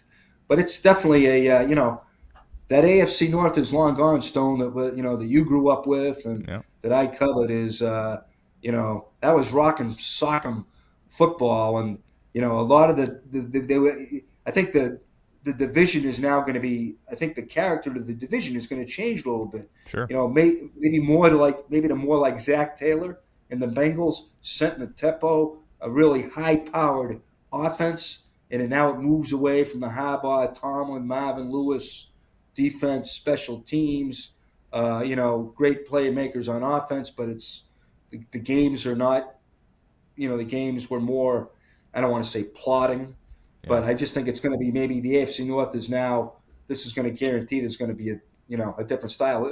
It's a style that Zach introduced, and I think Stefanski couldn't introduce it because he had no quarterback. You said it right. Stefanski's a hell of a coach, I think. And I think Stefanski and Zach were kind of shot the AFC North with a little bit of the, new ball. And now I think that's what it will be now. That's what, I think gone. I don't think we're going to have any more the war of 18-12 anymore, like the '09 Right. game. Yeah. Lastly, Hobbs, your Red Sox. They lost Bregman, but you got Suarez yesterday. Where are you at with the Boston Red Sox? You got any confidence going into this year? None. I've absolutely, I'm absolutely disgusted, Stone. I think it's they've got they print money in the basement of Yawkey. They print money in the basement of Yawkey Way, and they just refuse to pay these people. I mean, you don't let Bregman get out of September without an extension. Yeah. You don't trade Rafael Devers for 4 cadavers. Yeah. Okay, if you want to trade Devers. Okay, if you want to trade him, okay, I questioned that from the get-go. But, get more than 4 cadavers for him. And if you trade him, you got to extend Bregman. So, Stone, in a word, I don't mean to bore your listeners, but don't know what the hell they're doing. Yeah. But you know what? I'm going to be I'll be a dumb bastard. I'll probably be there Saturday, the day after opening day. I'll be there, they open Thursday, right? The Sox are in Cincinnati. Oh, right? Yes. And then they have the off day Friday. So I'll probably be there Saturday, and I'll be looking for Tiant to twirl 154 pitches like he did at Game 4 at Riverfront.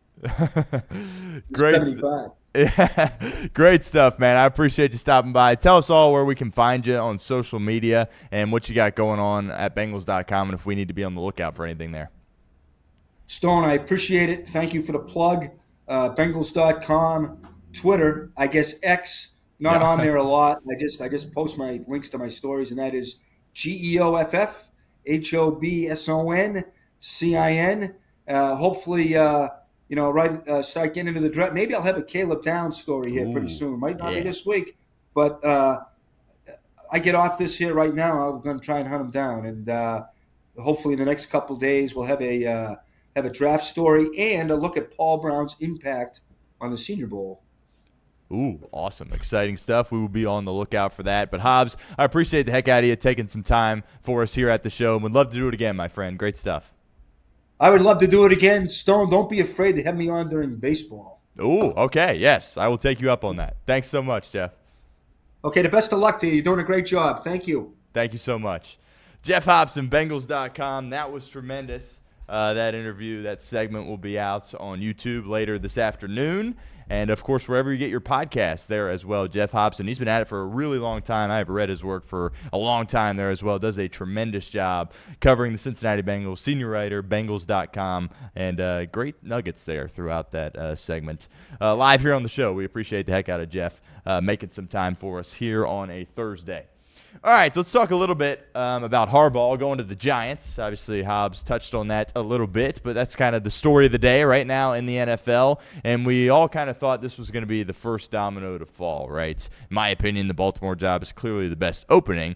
But beyond that, I thought it was the New York Giants when you look at what they have in place right now. There's a quarterback on a rookie deal that has shown some promise. Things didn't end great for Dart this past year, but there's something there, right? A lot of these openings, they don't know what they're doing at quarterback. You at least know Dart's going to be the identity of your team for at least a couple of years when you figure out whether or not he's your true franchise guy or not. And then there's some pieces along the offensive line. Thomas, of course, in place. Bo, another draft pick there, kind of your bookend tackles for the Giants. And they suffered a lot of injuries this past year, too. I mean, Thibodeau ended up on IR, and, of course, Malik Neighbors, who's a star in this league, assuming he can get back to where he was before he got hurt. But the Giants had a lot of injuries. There's a lot of pieces there in place. It's the NFC East. I think that division is a lot more attainable than certainly the NFC West, like where Arizona is. Like they're just in a whole world of trouble. And even the AFC West there as well, when you got the Chargers, the Broncos, and the Chiefs. So if you're the Raiders, yeah, great, you got the first pick, but that's an uphill battle there in that division with elite quarterbacks and elite coaching. So I think a lot of things about the Giants made it an attractive job, and we had heard that he had flew out there yesterday, met with the team, and was flying back without a deal. And was going to meet with, I believe, the Titans today after already meeting with the Falcons a couple of days ago. But I guess something happened late overnight. The story kind of broke. I was asleep. I think it was like midnight or 1 o'clock when it broke. And as we're live here, I don't know if anything has been signed to this point. But by all accounts, John Harbaugh is going to be the next head coach of the New York Giants. Then I think we'll see some more dominoes fall after that. Now, I didn't think this was a surprise. I think this is a borderline no-brainer for Harbaugh going to the Giants, as I just articulated. I think it was clearly the best opening. I think you could argue Atlanta certainly was a little bit attractive. They're going through a revamp as far as what their whole front office looks like here at this point. They have more questions at quarterback than, of course, the Giants do. You got Penix, but he's coming off yet another injury. You got Cousins. He's aging. He played some games, and it was okay, but it wasn't like, oh, let's go to the playoffs with Kirk Cousins or anything like that. So I think Atlanta was a little bit attractive, but you, of course, saw Harbaugh interview with them. I think clearly the Giants' job was the most attractive, and that also shows you how people view John Harbaugh in this cycle, because maybe the Giants spoke with Mike Tomlin, and this is no disrespect towards Mike Tomlin. He's tremendous, but in my eyes, it was pretty clearly Harbaugh was the top guy, and then Tomlin was the second guy, and it seems like the Giants kind of fall into that category there as well, because pretty shortly after Tomlin stepped down, the Giants are basically saying, yeah, John Harbaugh's our guy. So I do think that is very noteworthy. And also another takeaway that I have here is the Miami Dolphins. Right? I thought it was interesting how things played out for Miami. Of course, ultimately, they decided to move off of their GM during the middle of the year, which I don't think is a bad decision, right? I think more teams, we've talked about this, the whole half-in, half-out stuff with teams where it's like, well, we'll get rid of our coach, but we'll keep our GM. And a lot of times I don't know if that's a great decision. Now, maybe Joe Shane is going to prove everybody wrong. He's kind of lucked into John Harbaugh here, so credit to him for pulling that off. But when you keep the GM in place and leave the coach, you're just kind of half in, half out. Well, the Dolphins did the reverse of that, where they moved off their GM, and it looked like they were going to keep their coach. But then all of a sudden, after Black Monday, it was like on Wednesday, we're like, actually, yeah, no, McDaniel's not going to be here. And that happened right after they got the news that Harbaugh was no longer going to be the head coach of the Baltimore Ravens. Now, just the way things worked out chronologically, my takeaway was, the Dolphins think they can get Harbaugh here. And it doesn't even seem like he was in the mix because, apparently there's a relationship between ownership in Miami and Harbaugh, but I don't think there was a report of any interview, and, it looks like they didn't even get a chance. So if you're the Miami Dolphins and you miss out on Mike Tomlin, you're in a world of trouble because you're already in trouble as far as your team goes, trying to figure out who your quarterback's going to be after benching Tua. It looks like they're going to head in a different direction there, right? But now all of a sudden you let Mike McDaniel go, who I thought he was a bit of a scapegoat. I would have kept McDaniel. I understand from a culture perspective and maybe a leadership perspective and being an alpha perspective, he doesn't check all the boxes, but schematically, offensive mind, he knows how to run an offense, and it looked like they were content on keeping him, and then all of a sudden Harbaugh steps down, they change their mind. So, if you miss on Harbaugh and you miss on Mike Tomlin, and then you're like, what are you going to do, right? Mike McDaniel, you could argue, is one of the hottest names out there for a head coach if you remove Stefanski and Tomlin. Who's the next best name here at this point? I think McDaniel certainly could be in the mix there. And there's been some reports that McDaniel maybe would entertain a top-of-the-line coordinator job as opposed to a head coaching job somewhere else. And I kind of agree with that, right? If you're Mike McDaniel, we talked about this on the show yesterday, actually, whereas some of these coaches, you're going to get fired if you do this long enough. John Harbaugh just got fired, and Mike Tomlin, he stepped down, but something tells me he was about to get fired, and they just let him step down, right? Andy Reid's been fired. He's been fired in, of course, Philadelphia there as well. So you do Bill Belichick. He's gotten fired. If you do this long enough, you're going to get fired in this business. But some of these people have an opportunity to have another chance, have a second chance. Some guys don't get second chances. Josh McDaniels had several second chances, and now, if you're the Patriots, you're like, this is awesome because he's not going to go be a head coach anywhere else. He's going to be your OC for what you would think to be a really long time. I think Bob Saleh is a guy that probably will get another chance. I view Mike McDaniel as a guy to get a second chance as well. So if you're him and you know that, why not take the Lions OC job over the Browns head coaching job, right? You want to go to that division, play Burrow and Lamar twice a year with an organization that's been dysfunctional throughout the entirety of my life and has no clue what they're doing at quarterback and is paying a guy guaranteed hundreds of millions of dollars. That's a little, not a little, is just kind of a creepy dude off the field and isn't good from a football perspective. More importantly, isn't good at playing quarterback anymore. Why would you want to go to Cleveland? Then you got to deal with the whole Shedeur Sanders thing, right? Just go to Detroit, where they just, were the number one seed a couple of years ago, have a lot of pieces in place. Look at those toys on offense. Jahmyr Gibbs, Jameson Williams, Amon-Ra St. Brown, David Montgomery, Sam Laporta. Imagine Mike McDaniel calling the plays for them. I think it would look a heck of a lot similar to what it looked like with Ben Johnson. In other words, scoring points at a very high rate. So that'll be interesting to see how he proceeds there. But that was my biggest takeaway from Harbaugh, is that, yeah, it's the right thing. But if you're Miami, it really seemed like, and maybe it's just coincidence based on the timing of the stuff here, but it seemed like they were in a spot where, they let go of him later than you thought. It was like, we'll keep him. Oh, wait, Harbaugh's available. We'll get rid of him. And then they couldn't even secure an interview with him. That is very, very interesting. But I think the Giants immediately become formidable. Again, this isn't like he's going to the Cardinals or the Browns. There's a lot of pieces here in New York. They got pass rush. I mean, Dexter Lawrence on the interior. I mean, talk about the guy Simmons with Tennessee, but beyond him, Lawrence maybe had a bit of a down year. But he's an elite football player, right? Kayvon Thibodeau. He was picked high in the draft, but he's a solid player for this team. Abdul Carter, there's been some, effort questions or attention to detail questions or, not showing up to meetings or falling asleep in meetings, whatever the heck it is, which is just inexcusable, right? But I tell you, who's going to get that cleaned up? John Harbaugh is going to get that cleaned up. I think with a young quarterback, I know that Harbaugh is not an offensive guy. He's, a special teams guy. But I think he's going to do great things for Jackson Dart. He's going to provide a lot of stability there. And I mentioned this one off the bench, too. It takes a special cat to go to New York and have success, right? This isn't, no disrespect to Jacksonville, but this isn't going to Duval County and being the head coach, right? When you're in front of the media in New York, there's a lot more people and they're a lot more cutthroat there.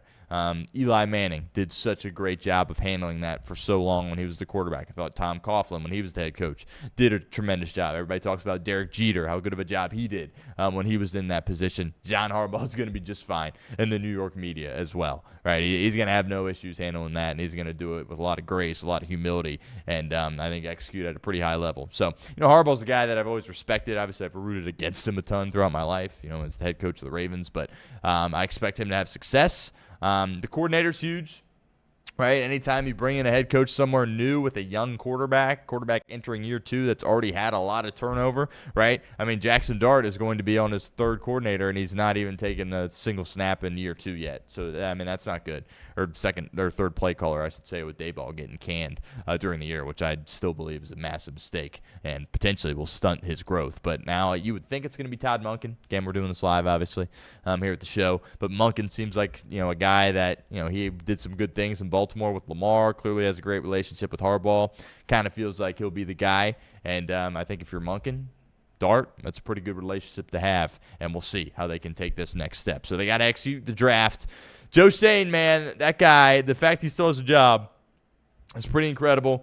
After the Saquon Barkley mess, the Daniel Jones mess, he's missed on a lot of picks. It seemingly always doesn't have a competent kicker, which I think is an indictment on the GM, but they need to get some skill guys around Neighbors. Neighbors obviously needs to return to form, and I think they need some DBs, a couple of linebackers there as well. So this is a critical draft for them, but they have a premium pick, I think number 5 overall. So if you're a Giants fan, you're in a great spot here today as you hit this out of the park. I thought it was premature when they fired Dayball. I think I would have given him the rest of the year and then see where you're at, but now you ended up with John Harbaugh, so you're in a great spot. You're the New York Football Giants. We'll see when the rest of these dominoes fall. I think Tomlin, a lot of these teams will be waiting on him. He's got a decision to make. Is he going to be a coach in the NFL next year? Does he want some time off? Is he ready to just fully get into television? I don't know. I think the biggest takeaway with Tomlin, and we saw this from Sean Payton, whereas, he didn't get fired. Talking about a few guys that didn't get fired. He said, you know what, I'm going to retire, right, when he stepped down with the Saints. And then he gets into TV for a year. By the way, it was tremendous on TV. But you just knew. You're like, hey, it's Sean Payton. At this age, I don't know exactly how old he is, but it wasn't time for him to do TV. At some point when he's done in Denver, he'll be back on TV and doing a great job. But you knew that he belonged on the sideline. He was just kind of done with the Saints because they were kind of a mess. And he was kind of pulling a Tomlin, really, where it's like, this guy's winning some games. How in the world is he doing it? But he was just ready for a restart. Kind of, didn't go up in arms, right? Didn't make it ugly. Just was ready to move on. And, he was very close with the GM, Mickey Loomis, of course, as well, who just knocked out the draft really out of the park for New Orleans.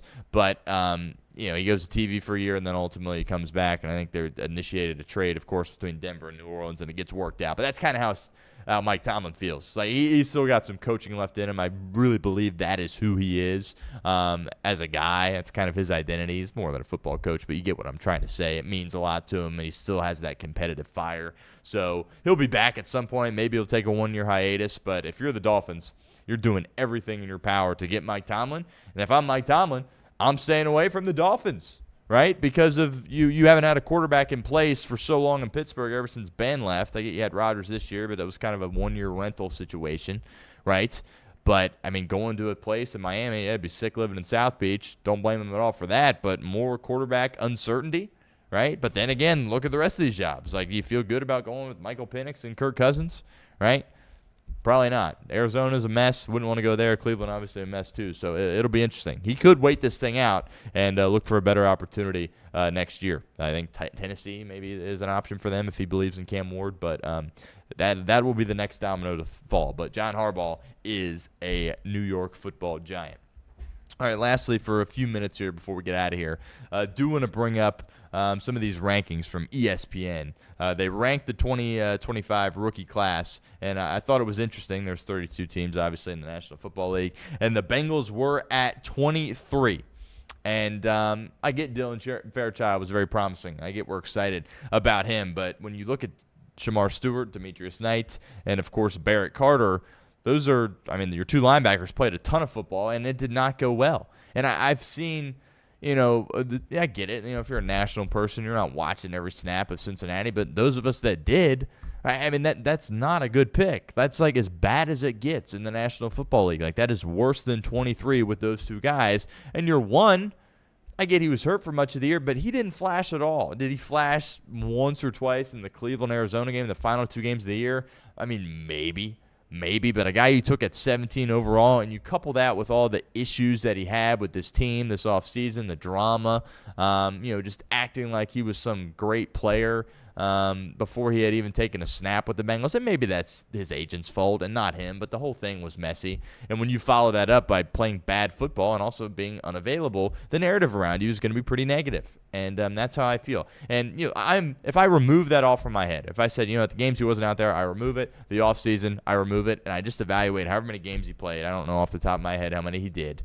But that wasn't good enough. It wasn't close. It looked like a 4th-round pick. Right, you took him 17 overall in the draft. That has to get cleaned up, and that is a swing and a miss, right? And, does he pull a Miles Murphy and eventually become a competent player? Sure, but what did we say this time last year? The same thing we're saying right now. This guy that you pick in the 1st round has to come in and be a competent starter for you right now. Does he have to be a future Hall of Famer? No, but he has to come in, be able to play a lot of snaps, and show you that, okay, this guy can play productive football in the National Football League. Doesn't have to be a Defensive Player of the Year candidate. Doesn't have to be a Defensive Rookie Player of the Year candidate. Just has to be a starter on your team, and you weren't able to do that with him.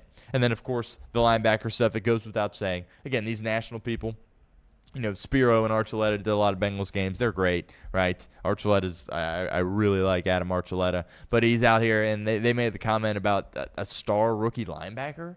Like what? Like, what are you talking about? Right? Either one of these guys, Demetrius Knight or Barrett Carter. Right? Demetrius Knight showed you a little bit something more. But, my goodness, that tandem was awful. And then Jalen Rivers, who, there's some reason to be intrigued. He's obviously going to be on the team next year. He played a lot of games. They went with him before they fully went back to Reisner. And he bounced from, was playing some tackles certainly there as well. I think also we were talking about Scott Peters.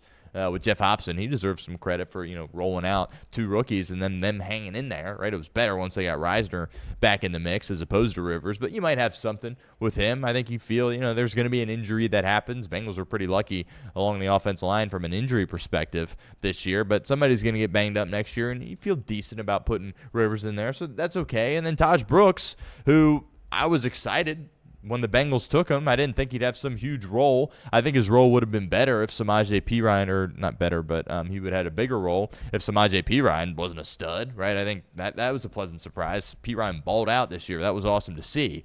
But Taj Brooks, you see Monungai, who was picked in the round after him, and he's balling for the Chicago Bears right now. It's like, well, you could have picked him, and you got this Taj Brooks guy who might be a fine player. Didn't really get many opportunities, but certainly doesn't have the burst that a Monungai has for Chicago. Well, he was on the board, right? So I just don't get how they have him at 23. I would be significantly lower than that. We'll just kind of go down with some of the teams that they had worse. They had the Colts at 24. Right? I mean, you pick Tyler Warren. That in itself is a better draft than Cincinnati, right? I mean, maybe I'm being too top-heavy here, but in my opinion, if you hit your first-round pick and a team completely whiffs on the first-round pick, their class is better than yours, right? I mean, Tyler Warren is a stud. He's going to be a good player for a long time. Tui Moloau, they took after that. You know, he didn't have as big of a year. They obviously picked Riley Leonard, of course, who, you know, played the last game. And I was like, okay, you know, maybe have something there as a potential backup going forward. The Commanders also on this list. Amos maybe didn't have the year that you had been hoping for. And then Bill Krosky-Merritt got a lot of hype as the running back in preseason, balled out against the Bengals. He didn't really do much. Okay, that's fine. Have them under. The Raiders did have a bad draft. The Genty stuff looked bad. But the Niners, they had the Niners at 27 here. Mykel Williams looked great before he got hurt. Edge rusher out of Georgia. He looked really good. Alfred Collins, right? He's been playing really well. Their DT out of Texas. Upton Stout, he's a starter. He's a stud. Western Kentucky slot corner. So those 3 picks right there for the Niners are great. Derek Harmon for the Steelers. They got Steelers at 28. Harmon's a heck of a lot better in year 1, certainly, than Shamar Stewart. Right? And Yaya Black after that on the interior, he got some tick. You saw Jack Sawyer make a huge play in the playoffs as well. He looks like he could be a rotational piece. So I thought there were some teams that shouldn't have been ranked below the Bengals here at this point. Look, nationally, people, it's hard to imagine that they think there's something more there with these linebackers. It just isn't there, and that's just me kind of expressing my frustration a little bit here. So Duke Tobin and company, they got to get this cleaned up. If Downs is there, take him. I'm with Jeff. I'm worried, right? I mean, we were all hyping him up. He's going to be great. I'm not worried about that. But am I worried about him getting picked before 10? Yes. And I know with confidence that Cincinnati is not going to move up to get him because that's just not how they operate. So I know some people like Bain. You know, by the way, the game on Monday, I think Reed and I are going to do this maybe tomorrow. There's a lot of NFL dudes in that game Monday. Miami defensively has a couple guys the Bengals could be looking after, so we'll preview that. But, like, to me, I would much rather have Caleb Downs than Bain. I would much rather have Caleb Downs than anybody. But if you take Downs out, Bain, David Bailey, that's a conversation. We'll get to watch Bain again in a huge game against an elite offensive line in Indiana. That's kind of an NFL caliber. A couple of NFL dudes on that offensive line for Indiana. So, we'll have a close eye on that game because I think a lot of people also – I think Paul Dehner Jr. mentioned Reuben Bain as a potential Cincinnati Bengal. But, I mean, that's a couple of – like, do you trust the Bengals drafting an edge guy, right? I mean, it just took one and it didn't work. Right, Miles Murphy, it's working now, but it's too late. I'm happy that it's working now, but way too late. I mean, it took way too long. Year 3 in order for that to happen. Halfway point of year 3, not good. Not good for the Bengals. But looking forward to shifting our conversation to some more draft stuff here on the show. We got a lot to talk about between now and whenever the draft is in April. So looking forward to that, certainly. Appreciate everyone, as always, hanging out with us here at the show. Great stuff. Jeff Hobson joined the show, Bengals.com, senior writer. That interview, that segment will be out on YouTube later today. And another friendly reminder, even if you're watching with us live and you're like, Stone, I don't listen to the podcast, help us out. Go over to the podcast. Give us a 5-star review. Trying to get some more downloads there on that front because I understand. It's 11 to noon here. People are busy. People are working. You can't always tap in live. I understand that. But from a podcast perspective, help us out and give us a 5-star rating. Subscribe to the podcast as we look to continue to grow those numbers. But we'll be back with one more show tomorrow. Reed Mouse will be back for Off the Bench. Have another guest lined up tomorrow. So looking forward to that. And, appreciate everyone as always. And some basketball that we'll tap into tonight. PGA Tour, it's underway. Sony Open, how about it? They're out in Hawaii playing right now, and that's certainly very exciting. I don't know if anyone else thinks that's exciting, but I do. I certainly do. But appreciate everyone as always, and we'll talk to you tomorrow. Until then, take care, everybody.